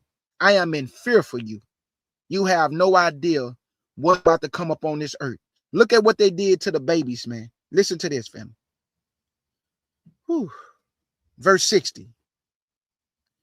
At which time, according to the commandments, they put to death certain women that had caused their children to be circumcised, and they hanged the infant babies about their necks. And they hanged the infant babies about their necks. Do you hear this?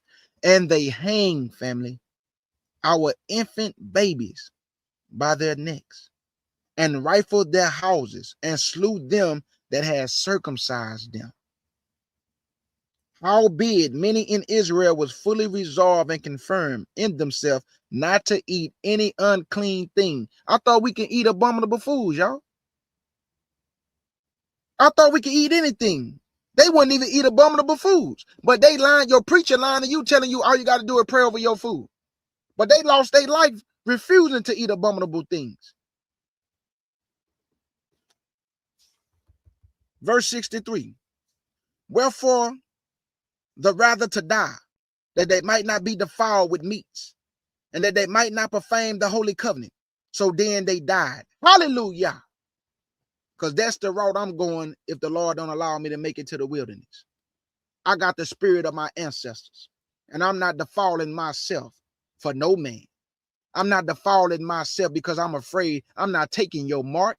I'm not defiling myself, and I ain't bowing down to no image. I don't even allow idols to come out of my mouth unless I'm reading the scriptures. I would never bow down to an idol or man. I bow to Elohim Yahweh in faith in Yahshua HaMashiach.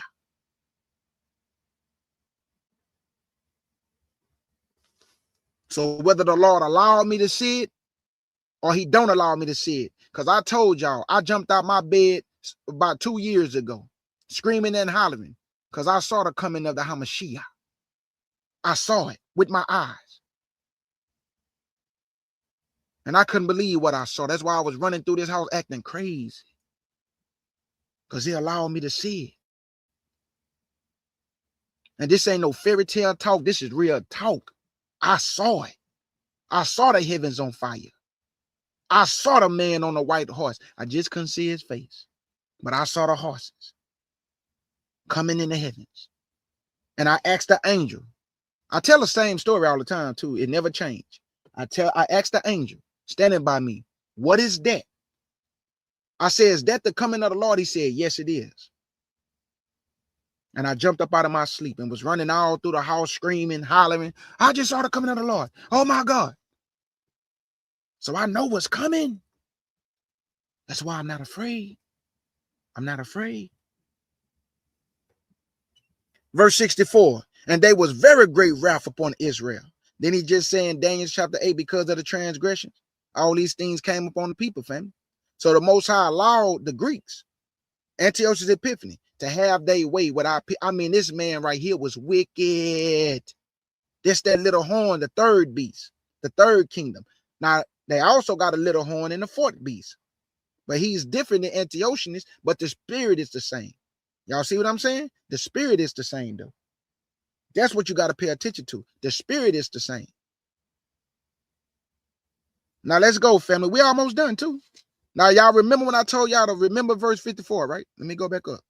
Now, I want to show you how cold this Bible is. Watch this. This is 1 Maccabees, chapter 1, verse 54. Now, on the 15th day of the month Casel, in the 140 and 50th year, they set up the abomination of desolation upon the altar and builded idol altars throughout the cities of Judah on every side. Let's go to Daniel chapter 11 and verse 31 and 32. Let's go to Daniel chapter 11. Daniel chapter 11 and verse 31 and 32. This is talking about Antiochus Epiphanes, y'all. Yeah, I just went on and did it early because I got to do the Bible with my baby later. And yeah, I just said, man, let me just go and get this out the way.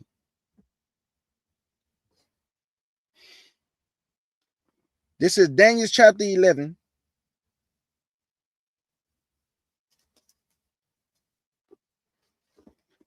And verse 31 and 32. Now, it just said in verse 54, they set up the abomination of desolation, right? Here y'all go right here. And arm should stand on his part, and they should pollute the sanctuary of strength, and should take away the daily sacrifice, and they shall place the abomination that make it desolate. Antiochus Epiphanes did that, right? But they're going to also do it again. That's why you got to understand when the prophet is prophesying, but the things also supersedes that prophet's time. Because it's also prophetic, even though he's writing it and these things are happening in his time, the Lord is letting us know it's also going to happen in the future times. So this abomination of desolation that Antiochus Epiphanes set up in 1 Maccabees chapter 1, verse 54, it's the same thing I just read in Daniel chapter 11, verse 31. The abomination of desolation was set up, family, by Antiochus Epiphanes. But it's going to happen again because in Matthew 24, verse 15, he said, when you see the abomination of desolation, he's not talking about Antiochus Epiphanes time. He died and all that generation gone. What time is he talking about another abomination of desolation? He talking about the son of perdition. That's why I say it's all linked up. It's all a pattern. You got to just follow the pattern and you will get this understanding. You will get this understanding. So let me see. Verse 32. And such as do wickedly against the covenant should he corrupt by flatteries. Didn't I just show you that? That he put overseers and by flattery, he caused the Israelites to turn from the covenant and the law, the uncircumcised their children. They got rid of the Sabbaths. That was by flatteries. Verse 32. And such as do wickedly against the covenant should he corrupt by flatteries. But the people that do know their God should be strong and do exploits. The Maccabees were strong and they did exploits. Let me prove it to you. Let's get out of here. Let me show you what the Maccabees did. Because I told you this is the short version. Okay, let me show y'all. Now remember, Antiochus Epiphanes, he set up the abomination of desolation. He caused some of our ancestors, not all of them, some of them, to turn from the law, statutes, and commandments, to pollute the sanctuary, to keep their children uncircumcised, to not keep the festivals, which are the statutes, which are the feast days, because statutes are feast days. Appointed times, that's feast days. Then he backdoored and killed the women and hung the infant babies for their mothers circumcising them. And I said hallelujah for that, because that goes to show you how faithful and how strong their faith was in Yah and Yahshua. Getting a little teary-eyed. Getting a little teary-eyed. They hung those babies. They killed those women. They killed our forefathers because they was faithful. That's why when people talk, show me your actions, show me your faith by your actions. There's a lot of talking going on.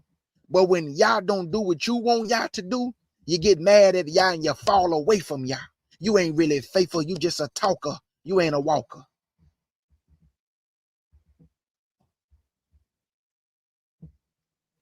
Let's go to Maccabees, first Maccabees chapter 2, so I can show y'all.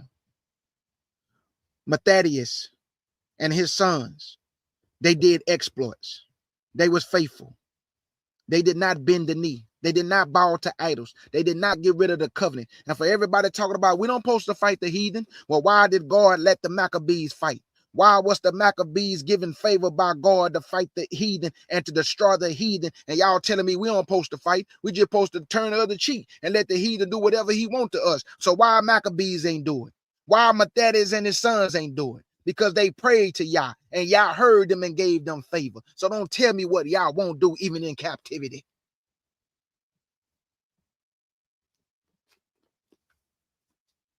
Let's go to first Maccabees. Boy, my eyes getting a little teary. Let's go, family, to Maccabees. We're going to Maccabees chapter 2. Maccabees chapter 2, family. And I'm going to do, hold on, I said chapter 2. I didn't say chapter 10. I said chapter 2. Here we go, chapter 2. Give it to me right now. Maccabees chapter 2. And I'm going to read 1 through 9. I want to show you how cold our ancestors was, because I just read in the Bible that those who do know they God, they're going to do exploits. They're going to do amazing things. And the Maccabees showed us those amazing things. Mattathias and his sons, the Maccabees. This is first Maccabees chapter 2, verse 1 through 9. And I'm going to tell you when I'm going to skip down. Let me bring the screen in close. There we go. Whew. Have mercy on us, Father. Have mercy on your people, man. Please, in these last days. Have mercy on our ignorance. Have mercy on our foolishness. Consider your people that we've been in captivity. We've been lost. We've been destroyed. Have mercy on your people, Father. This is first Maccabees chapter 2 and verse 1 through 9. In those days arose Mattathias, the son of John, the son of Simon, a priest of the sons of Joriel from Jerusalem, and dwelt in Modin, a place in Jerusalem, family. And he had 5 sons, Johanan called Caddis, Simon called Thassis, Judas, who was called Maccabeus, Eleazar called Everan, and Jonathan, whose surname was Ephes. And when he saw the blasphemies that were committed in Judah and Jerusalem, he said, woe is me! Wherefore was I born to see this misery of my people and of the holy city, and to dwell there, when it was delivered into the hand of the enemy, and the sanctuary into the hands of strangers? Her temple is become as a man without glory, Her glorious vessels are carried away into captivity. Her infants are slain in the streets. Her young men with the sword of the enemy. Oh boy. Jump down to verse 19 to 24. 19 to 24.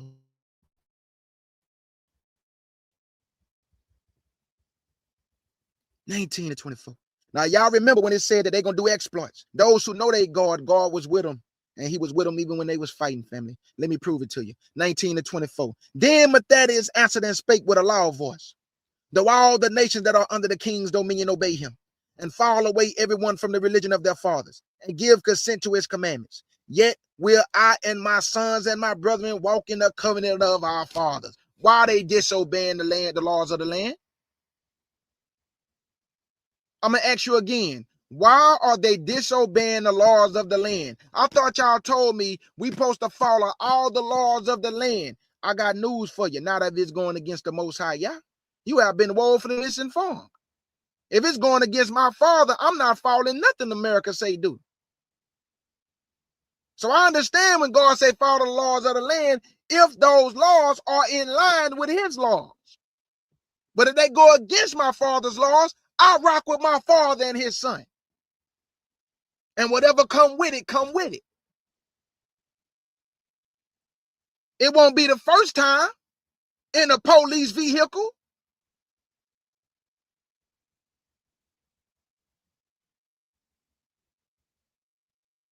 Ain't no cowards over here, man. Ain't no cowards over here, man. Let's keep going. Verse 21. God forbid that we should forsake the laws and the audience.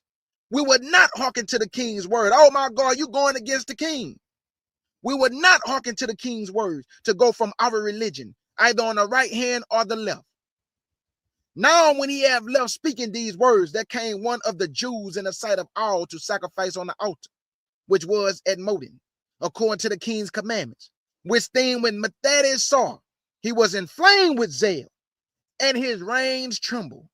Neither could he forbear to show his anger, according to the judgment. Wherefore he ran and slew him upon the altar. Man, what you doing killing your brother? Because this ain't his brother. Christ say, who is my brother? Who is my mother? Who is my sister? Those who do the will of my father. This man tried to sacrifice abomination, and Mattathias wasn't having it. So he killed them. Because all skin folk ain't kinfolk. Some of these Negroes will sell you short. And you talking about that's my brother. That's my sister. And they'll set you up to get put to death.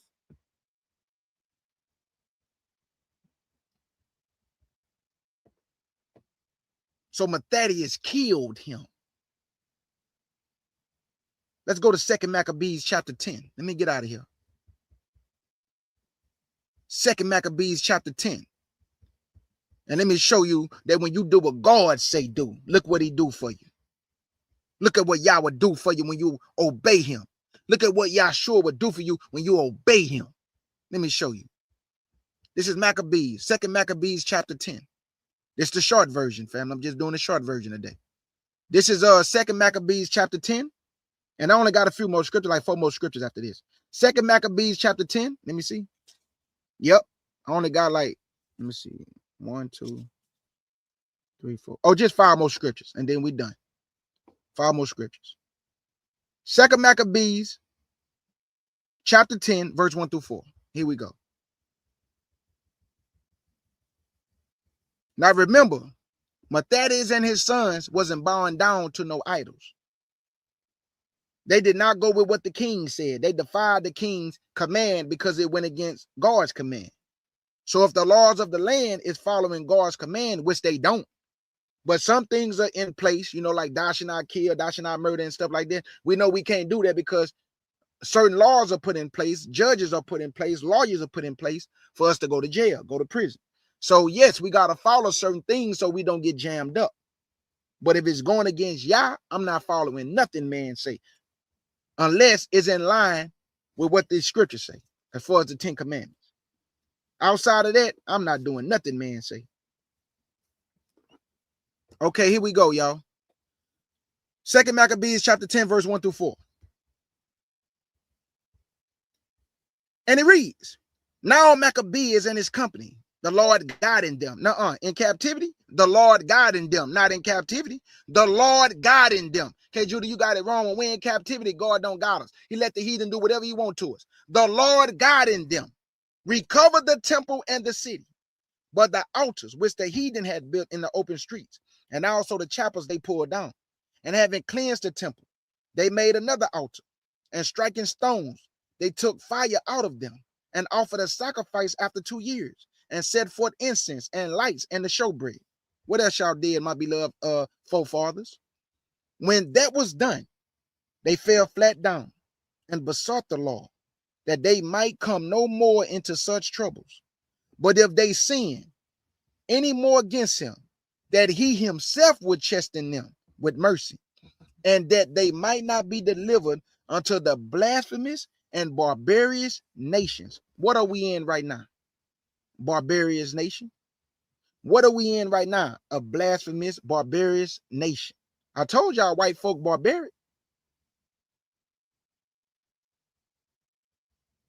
I'm not here for the feelings, fam. I gotta speak the truth. Even if somebody tell me, K. Judah, you got some good white folk. What is good? Because when the Lord gathers, whatever Gentiles he gathered to us, that's going to be by his power. I get out of his way because I'm not in his power. So what I'm going to do is separate myself and cling to my people until the Lord gather us, and whoever he gathered with us, that's who he going to gather with us. But right now, I don't trust no nation because they haven't shown me anything for where I should trust them. You get in their presence, you're going to get jammed up. Let something go on, watch they going to blame you. So I don't understand this, this talk of not all of them are bad. Okay, not all the black people are bad, but we don't give our people no chance to show forth, that they can be good people.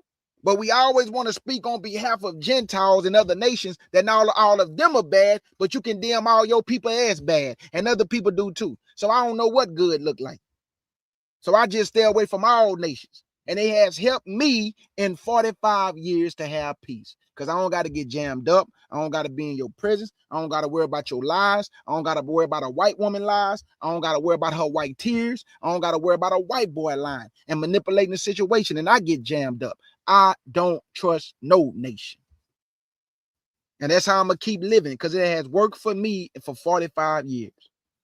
I have peace of mind because I move circumspectly and with discretion. And I ask the Lord to order my steps. Trust me, if I'm doing something wrong, the Lord gonna chasten me. So the way I speak about giving people just advice and commentary on how they should move, that's just my advice. But you got a right to do what you want. But I'm telling you, I'm forewarning you. If I was you, I wouldn't trust no nation outside of my people. Because they'll get you jammed up and they're going to blame you every time. So why be in their presence? Let something happen. Watch who they blame. You. Let a white woman start crying and you break up with her. Brother, you can lose your life, man. You can go to prison just based on a lie. You want to go through that? Do your thing, brother. Do your thing. That's your life. I won't be putting myself in no predicament like that where somebody got so much power over me, they can get me jammed up based on a lie. That's power they have over me. I'm not giving it to no white woman or no heathen woman. That all she got to do is cry and I can go to jail? Man, you crazy. So do y'all see what Maccabees and them did? That God was with them? He said he was with them. What I read in the book of Daniel, they should do exploits. Those who do know they God, they showing you right here through the Maccabees. Mattathias and his sons, they handle business and they got the victory. See, when you do what Yah say do, he'll give you the victory, even in the midst of your enemies and your foes. Y'all better stop thinking all black people on the same page. We got a lot of coons among us and they done sold us out. And when the son of perdition come on the scene, most of the people that's going to give you up going to be black people. Watch what I tell you. It's going to be your own kind giving you up. Hey, he right over here talking about here Israelite, Talking about Yahshua is the way, the truth, and the life. It's going to be your own people giving you up, family. Understand what I'm telling you. Let's go ahead and finish this. Now, God let the Maccabees fight, right? What he going to let us do? Let's see. Let me get out of here. Let's go to Jeremiah 51. I'm done with the Maccabees. We don't got to come here no more. We done with this. Now I only got like 4 more scriptures after this. Let's go to Jeremiah 51. Let me show you what God going to do with you. See, everybody think you weak. Everybody think you don't got no power. Everybody think because you're in captivity, you don't supposed to fight back. You're supposed to just get punched on the left side, punched on the right side, uppercut in the front. Now, partner. All our forefathers fought back when God was on their side.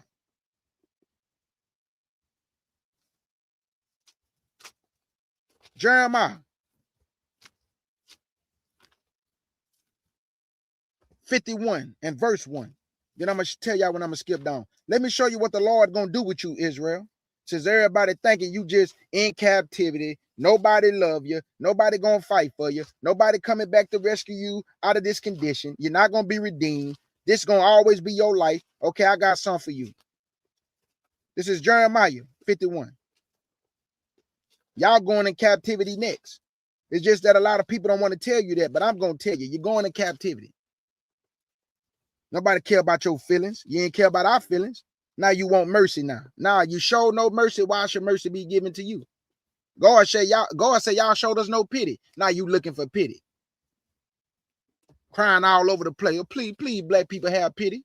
Oh, now y'all want pity.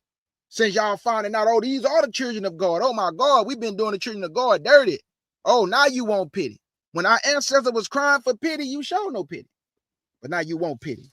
This is Jeremiah 51 verse 1. And it reads, thus said the Lord, behold, I will raise up against Babylon and against them that dwell in the midst of them, that rise up against me a destroying wind. And he gonna rise up Russia and China and Iran against this Babylonian system, which is in Revelation 13. That's that future Babylonian system, Revelation 13. And he gonna raise up a destroying wind. That's Russia, China, Iran.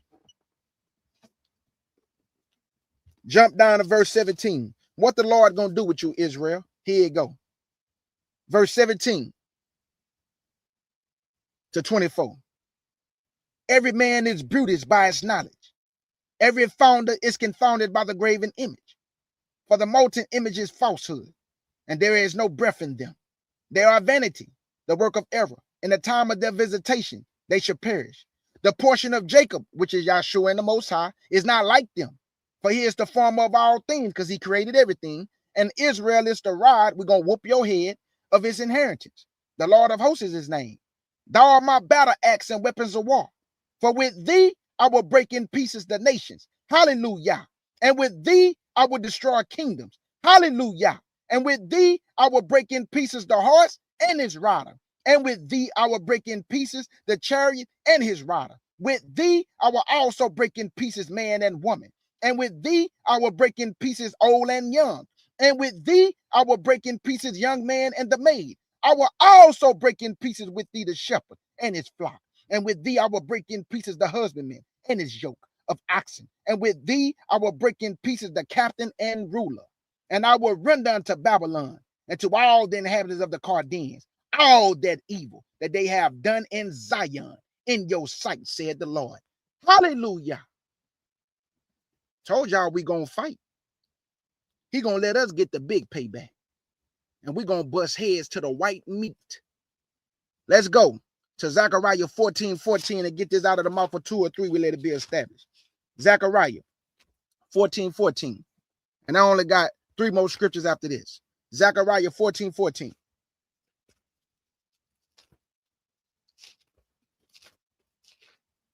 Zechariah, my beloved family. Chapter 14, verse 14.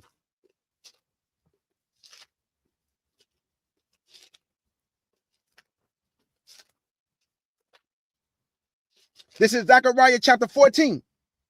Now he just told you we are his battle axe. So what are you going to do with this battle axe? Zechariah 14, verse 14. And Judah also shall fight at Jerusalem. Hold up, what? Judah shall also fight at Jerusalem. Now you got that wrong, Lord. And Judah shall also fight at Jerusalem, and the wealth of all the heathen round about shall be gathered together, gold and silver, and apparel in great abundance. We gonna fight. Oh yeah, we gonna fight. Let's go ahead and knock this out the park. This is Daniel chapter 11 and verse 33 to 36, because he just told y'all we gonna fight, right? Let's go back.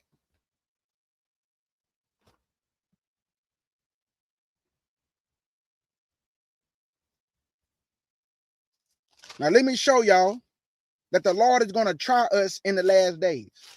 And some of us are going to be purged to make us white, that we may be clean to receive eternal life. Some of us are going to be tried and tested, family. And it's coming. It's coming. I'm telling you, family. Please keep your hand on the swivel. It's coming. I can feel it in my bones. I'm telling you, every day, I'm feeling unease sometimes because I know it's coming and it's going to catch people off guard. I don't know when, but I know something is coming, man. I had a dream, and in my dream, everybody was in a rush. And I was like, man, a storm is coming. That's what I was saying in the dream, a storm coming. And everybody was hurry up, putting on their shoes, and they was in a panic mode. A storm coming, fam. I believe a storm is coming. I'm telling you, it's coming. This is Daniel chapter 11.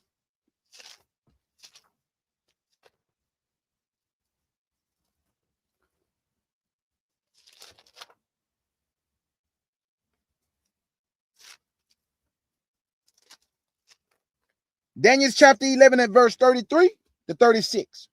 Now, this is the son of perdition that's going to come on the scene. But Antiochus Epiphanes did the same thing to our people that this man going to do. Verse 33 to 36. And they that understand among the people should instruct many. That's what the Maccabees did. Yet they shall fall by the sword, and by flame, and by captivity, and by spoil many days. Now, when they shall fall, they should be hoping with a little help. But many shall cleave to them with flatteries. And some of them of understanding shall fall to try them, and to purge, and to make them white, even to the time of the end. There y'all go. I told y'all, this talking about the future, even in the time of the end, because it is yet a time appointed. And the king should do according to his will, and he should exalt himself and magnify himself above every god. This man not going to even worry about the God of his fathers. He going to exalt himself above his own pagan deities. And he should speak marvelous things against the God of gods, Elohim, the Most High Yahweh, and Yahshua HaMashiach, and shall prosper, till the indignation be accomplished. For that which is determined should be done. There y'all go. So this got to happen, y'all. This is an appointed time, and it's going to happen. It's going to happen. Let's go, family, to Daniel chapter 12, verse 1 through 7. Now, this is what I want y'all to know. Pay attention to the timing that he about to tell Daniel, and this how you know it's talking about the fourth beast and not the third beast. Because Antiochus Epiphanes come from the third kingdom and not the fourth kingdom. Even though the spirit of Antiochus Epiphanes is the same of what this man of sin or son of perdition gonna do. It's the same. He destroyed the mighty and holy people. What did the Bible say this son of perdition gonna do? He gonna destroy the mighty and holy people. Can you prove it, K. Judah? Yes, I can. Let's go to Daniel chapter 12, verse 1 through 7. Daniel chapter 12, verse 1 through 7. And it reads, and at that time shall Michael stand up, the great prince, which standeth for the children of thy people. And there shall be a time of trouble, such as never was since there was a nation, even to that same time. And at that time thy people shall be delivered, every one that shall be found written in the book. And many of them that sleep in the dust of the earth shall awake, some to everlasting life, and some to everlasting shame and contempt. And they that be wise shall shine as the brightness of the firmament, and they that turn many to righteousness as the stars forever and ever. But thou, O Daniel, shut up the words and seal the book, even to the time of the end. Many shall run to and fro, and knowledge shall be increased. Then I, Daniel, looked, and behold, there stood other two, the one on this side of the bank of the river, and the other on that side of the bank of the river. And one said to the man clothed in linen, which was upon the waters of the river, how long shall it be to the time of the end of these wonders? And I heard the man clothed in linen, which was upon the waters of the river, when he held up his right hand and his left hand unto heaven, and swore by him that liveth forever, that it should be for a time 1 year, times 2 years, and a half, that's 3.5 years. And when he shall have accomplished to scatter the power of the holy people all these things should be finished. Now, this how you know this not talking about Antiochus Epiphanes, because he also scattered the mighty and holy people, but it wasn't finished. It wasn't the end, because we still had the fourth beast to come. You see what I'm saying, y'all? So even though Antiochus Epiphanes is described as a little horn or evil root, he is not the little horn of the fourth beast. The little horn of the fourth beast is the son of perdition, who's going to come in the latter times at the end. And that's what we about to see, and that's what's about to be revealed, the son of perdition. Once this world go into chaos, they're going to be looking for peace. They're going to be looking for a man to come on the scene and bring all the world together. And he's going to be the son of perdition. So keep your eyes open. Keep your hand on the swivel. Stay faithful to Yah. Stay faithful in faith in Yahshua. And I guarantee you, you will be delivered. Do not fold at the end. Always keep oil in your lamp. Always keep oil in your lamp. Do not be one of the foolish virgins who had no oil in their lamp because the light went out. Do not fall away, but stay faithful unto the end and endure. Let's go to Daniel chapter 7 and verse 23 to 25. Now remember, he say, how long should it be? He say, until they have scattered the mighty and power, the mighty and holy people. And he said, for a time, times and a half. That's 3.5 years. Can I find this in the book of Daniel chapter 7? And let me show you that the fourth beast should be the fourth kingdom upon earth, not the Greeks, but the Romans. And we know that's the papacy, the Pope. Let's get it. Let's go to Daniel chapter 7 and verse 23 to 25. And this will be last. Verse 23 to 25, and this will be last. And I'm going to go back over everything I showed at the bottom, and we should be good. We should be good. Daniel chapter 7, verse 23 to 25. Thus he said, the fourth beast, no, the third kingdom. The fourth beast, Antiochus Epiphanes, the Greeks. And the fourth kingdom, which is Rome, should be the fourth kingdom upon earth, which should be diverse from all kingdoms, and should devour the whole earth, and should tread it down and break it in pieces. And the 10 horns out of this kingdom are 10 kings that should arise. And I showed y'all the 10 kings that tried to revise the Roman Empire. 3 of them was plucked up by the roots, and they left 7 heads and 10 horns. And he should be diverse from the first, and he should subdue 3 kings. And I proved that, the Atragots, the Vandals, and the Herlians. So let me read 24 again. And the 10 horns out of this kingdom are 10 kings that shall arise, and another shall rise after them. That's their little horn. And he should be diverse from the first, and he shall subdue 3 kings. And he should speak great words against the Most High, and shall wear out the saints of the Most High, and think to change times and laws. And they should be given into his hand unto a time and times and a dividing of times, 3.5 years. The same thing I just read in Daniel chapter 12, verse 7. When he asked him, how long should this be? He said, until a time and a half, until he have scattered the mighty and holy people. What did this just say? He gonna wear us out for a time and a half a time. That's 3.5 years, 42 months, still 3.5 years, 1,260 days, still 3.5 years. That's how long this son of perdition gonna last. Only 3.5 years, family. Then Yahshua gonna come back. But I want you to notice, Yahshua only taught for 3.5 years, and this man get the rule for 3.5 years, because Satan is always trying to mimic the Elohim. Always. He always trying to mimic. He can't create nothing. He can't bring forth life, so he can only cosplay or imitate. That's it. So let me show y'all the images that I showed again, and then we're gonna get out of here. So this is everything that I showed for the edification of my beloved family, edification of our nation, to the glory of the Most High, and faith in Yahshua HaMashiach. So first I showed this. Now, hold on, let me just deal with this. Okay, this is from the World History Encyclopedia, and I just want to prove to y'all what I told y'all about Daniel chapter 11. If you read it on your own, and y'all start getting to the king of the north, the king of the south, I'm going to just give you a little blueprint. The king of the north is Antiochus Epiphanes. The king of the south is Ptolemy. And when you start reading about certain women in the Bible, one of the women was Cleopatra. And the other woman is a woman by the name of Bernice.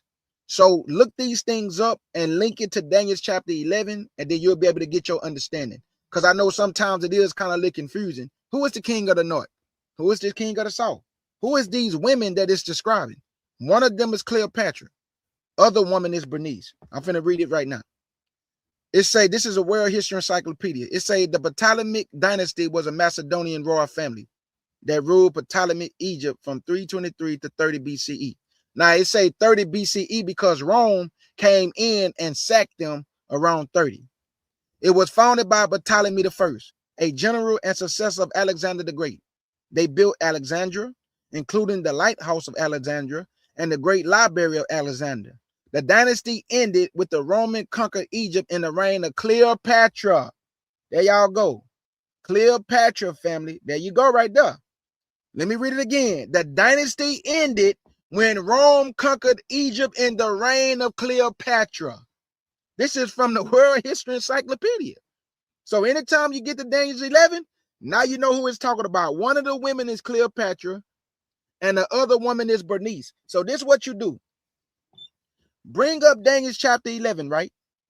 And ask AI to give you a side-by-side breakdown. See, I already had this information from years ago.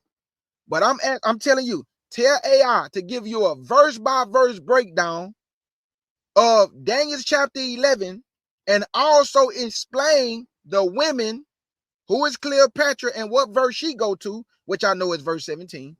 And who is Bernice and what verses she go to? Who is the king of the north, which is Antiochus? Who is the king of the south, which is Ptolemy? And link all that stuff up so when you read it, family, you can have your notes on side of you so you can understand what you read. So I just proved that Cleopatra is in the book of Daniel, chapter 11, because she come around the time of the Ptolemaic and the Antiochus reign. Around that time right there, the Maccabees and stuff. So this is documented history right here from the World History Encyclopedia. So what else we showed? We also showed this. This the little horn. Antiochus was described as a little horn, but I know the fourth beast is also talking about a little horn. This little horn, who had eyes like the eyes of a man and a mouth speaking great things, is the papacy. That's the Roman Catholic Church, family. That's where all this stuff coming from. The Roman Catholic Church. Okay. That's the little horn. That's the fourth beast. And also Antiochus Epiphanes was described as a little horn, but he come from the third kingdom, not the fourth kingdom. Let's keep going before we can get up out of here. Then I showed this to prove to you that in Daniel chapter 7, verse 1 through 8, it talk about these four great beasts or four great winds. One of them was Nebuchadnezzar, that's Babylon, head of gold. The Medes and the Persians is the chest and arms of silver. That's the Medo-Persian Empire. The Greeks are the leopard, and on the back of it had four wings of a fowl and it had four heads. Why? Because Alexander died at a young age, and his kingdom was split between Lysimachus, Ptolemy, Cassandra, and Seleucus. Those are the four generals. Okay? And then we got Rome, a terrible beast. And as you can see on this image, they got it right. Remember I told you they put all the beasts in Revelation 13 together? And you can see it right here. You see it? And that's talking about the European Union. That's why I say Europe, because that's the European Union. And that's the final beast system before Yahshua come back. That's why it had 10 toes. Look, see the toes?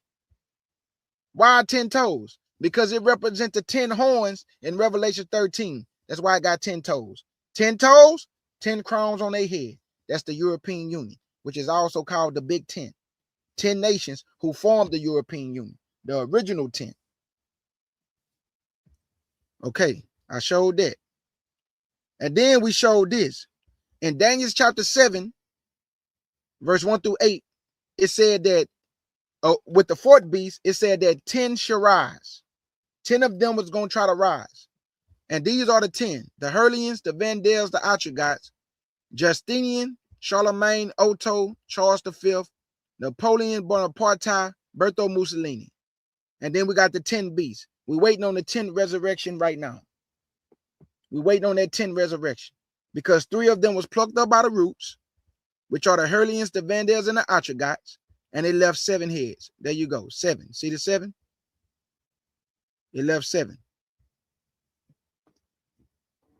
So there you go. Let me bring it back in. It left 7. And that's why I got a number 7 by number 10. Because we're waiting on the final beast system to be revealed through the European Union. Because they received a deadly blow in 476 AD. And the deadly one was healed through the European Union. And that's why when I just showed you the statue, at the 10 toes, it said Europe. That's the European Union. Okay, let's keep going. And I also prove right here that the 3 that was plucked up by the roots are the Atragots, they gone. The Herlians, they gone. And the Vandals, they gone. And they were destroyed by who? The papacy. The papacy. Okay. Then I showed you the Medes and Persians was the ram. And one horn was higher than the other horn. Because you always hear about the Persian Empire. You don't really hear about the Medes Empire. Because Persian was more prominent than the Medes. So that's why one horn was higher than the other horn. Because you always hear about the Persian Empire, not the Medes. And then I showed you right here that these are the 4 generals, which was Ptolemy, he ruled Egypt. Lysimachus, he ruled Thrace and Asia Minor. Seleucus ruled Syria, Mesopotamia, and Persia. And Cassander held Macedonia and Greece. Okay, these are the 4 generals. Then I showed you this right here according to Daniel chapter 8. That in Daniel chapter 8, it talk about a ram. Then it also talk about a he goat. The he goat came to the ram and he destroyed the ram. The ram represent the Medes and the Persian. The he goat represent Alexander the Great. And he destroyed the ram because he took power after the Medes and the Persian rule, as I showed you in the statue. Nebuchadnezzar, Medes and the Persian, then the Greeks. So Alexander the Great come from the Greeks. Okay.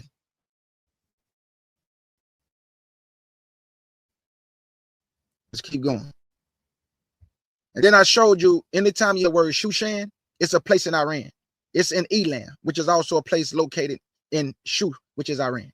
So I just wanted to prove that. So anytime you hear the word Shushan, it's talking about a place in Iran, family. Because that's where the Medes and Persians come from. They come from Iran. Okay. And, oh, let me read this to y'all.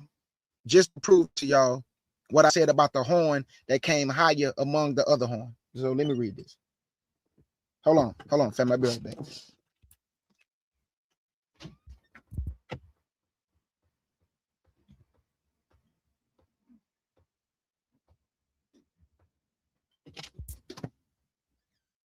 Okay, let me read this just to prove the historical account that the Persians was more prominent than the Medes. It says historically the Medes was an established power first.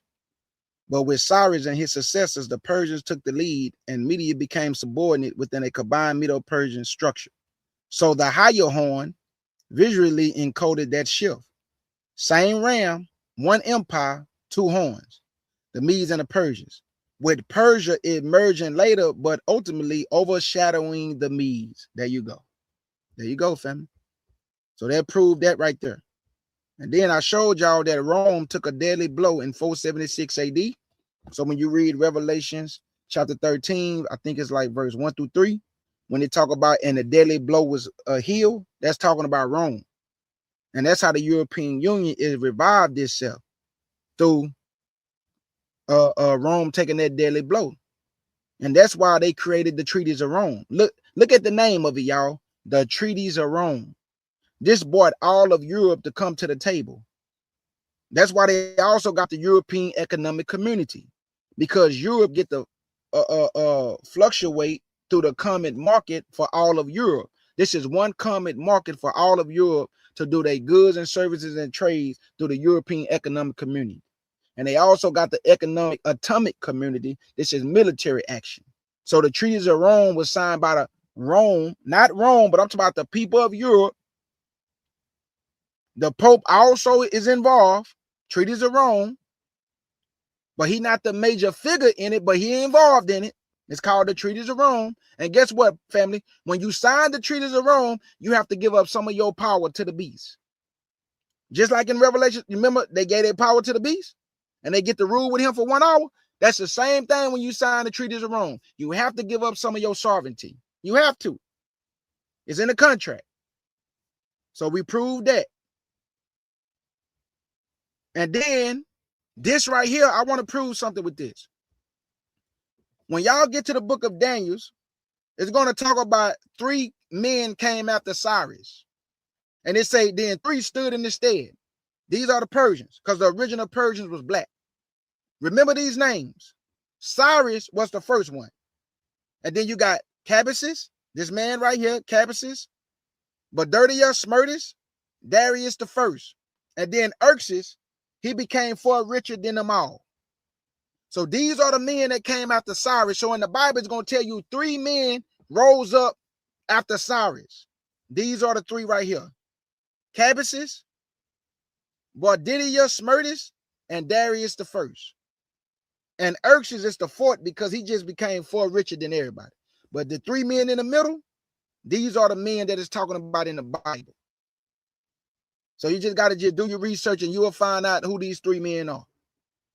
So that's why I be saying, family, I like to show images and pictures. So when you read the scripture, you'll be like, wow, like the Bible is on point, man. Everything connects together. So that's it for me, family.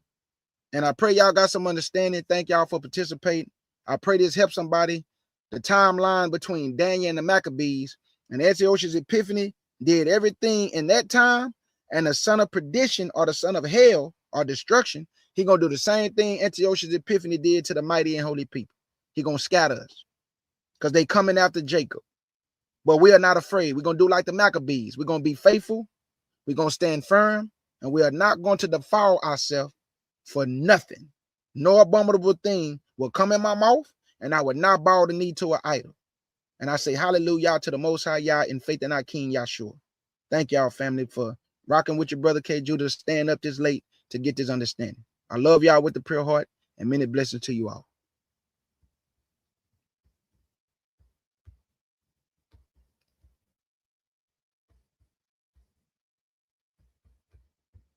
So, family, enjoy the rest of y'all Shabbat. Please, family, find some peace within yourself to find that little sanctuary where you don't let this world overwhelm you. Please don't let this world overwhelm you, family. Y'all know what? Somebody at my job, they asked me, they say, why you don't be stressed out or worry about nothing? And I really don't, family. I be at work. It don't matter what going on at my job. Somebody call in, we shorthanded. I do not stress out. I don't worry about it. I just do what I can do and go on by my business. And I was telling the young lady, if you have that mentality to where when you come to work and you hate your job, you're going to be a miserable individual. You got to find peace within yourself. Even the things you don't like, find peace with it so it won't do you no harm. So you can find peace within you to be able to still go and perform what you need to do, and then you go on about your business. But if you get too caught up in this world, it's going to overwhelm you. The Lord told Ezra, your mind have went too far into this world, man. And that's what I do not allow my mind to do, go too far into this world. The things that's going on with our people, and I'm concerned. I pray for Israel. I pray for even our Christian brothers and sisters who still lost in church. But guess what, family? The Bible done already told us a falling away gonna come. Many are gonna fall away from the Lord. Many are gonna give up. But please don't give up, family. Endure until the end, and you will be saved. And your brother K. Judas say salute and many blessings. Shalom, family. Yeah.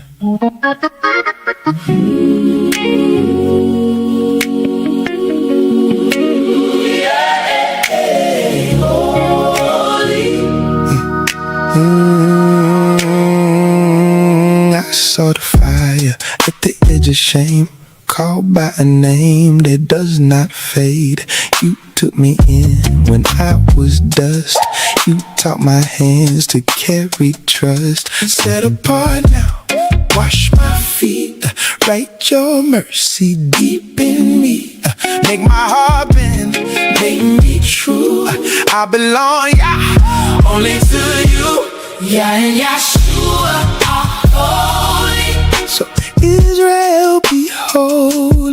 God and Yeshua are holy. So Israel be holy. Holy. Holy. Holy. Holy. Holy. Yeah. Break the chain off, break the pride. Let the poor in stand inside. Let the widow sing again. Let the wounded learn your name. Set apart now, lead me on till my old ways are all gone. Make my footsteps keep your word. Let my whole life be heard. God and Yeshua are holy. So Israel be holy. God and Yeshua are holy. So Israel be holy. Holy. Holy. Holy. Holy. Holy. Holy. Not with gold rolls, not with show. Only mercy I will know. Hands lifted high now. Knees in the Yeah, make a people strong in trust. Yeah, Yeshua are holy. so Israel be holy. God and Yeshua are holy. So Israel be holy. God and Yeshua are holy. So Israel be holy. God and Yeshua are holy. So Israel be holy. God and Yeshua are holy. So Israel be holy. Yeshua are holy. So Israel be holy.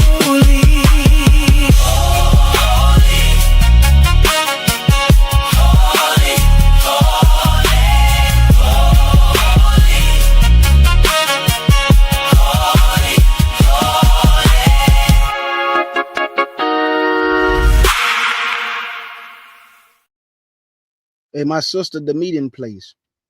If you go to Nazarene Hebrew Institute of Faith, matter of fact, you can email. Let me get Elder Barrowalk email before I go, because his wife, they do a Zoom meeting where she get together with the sisters, and yeah, you can rock out with them, with the sisters and stuff. They got their own thing going. So let me get this email.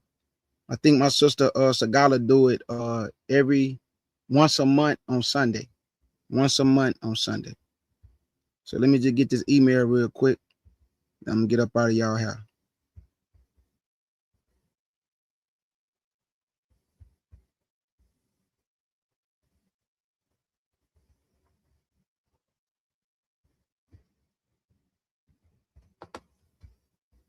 Okay, here we go.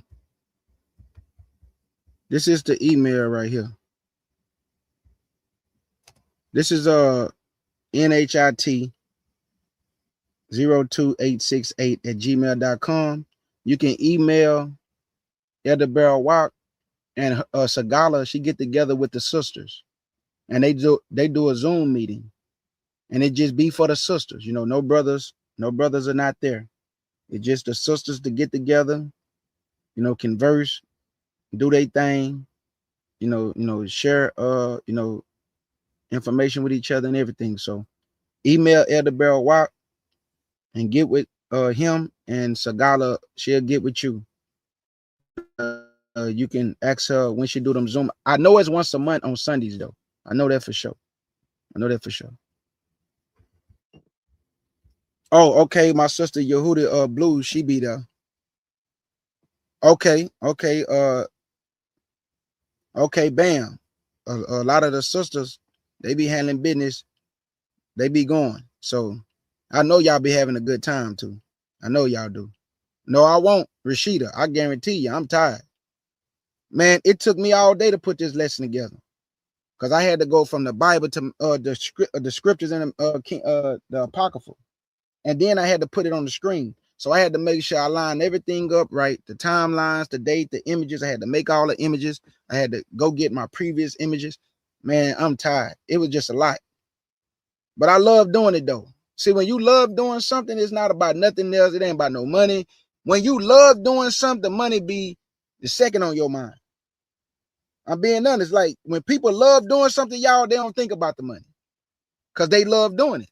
I love putting lessons together. I love creating images and music and doing all this stuff for the Lord.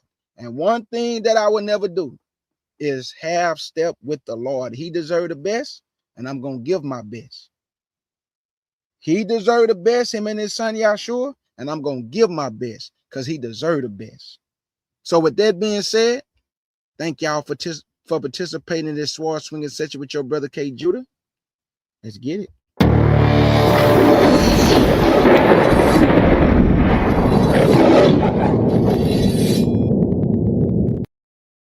Rashida, no.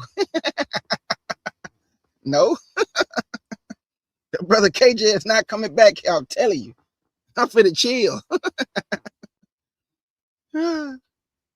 In the words of my beloved sister August Dreams, thank y'all for coming to the Lion's Den with your brother K. Judah. Shout out to the CUC family. Shout out to my brother Sharshan. Shout out to the Nazarene Hebrew Institute of Faith. Shout out to Elder Bro Tim, who did a magnificent job on his video yesterday night. It was awesome. And also Elder Barrel Walk and Benawee Yah, who did also an awesome job on their live yesterday. So big salute to all our brothers and sisters all across the four corners of the earth, handling business, staying faithful, teaching the sheep, waking our people up, doing it with empathy, doing it with sympathy, doing it with compassion and love, because that's the only way we're going to wake our flock up, which is the flock of the Lord and our brothers and sisters. I say, let's get it.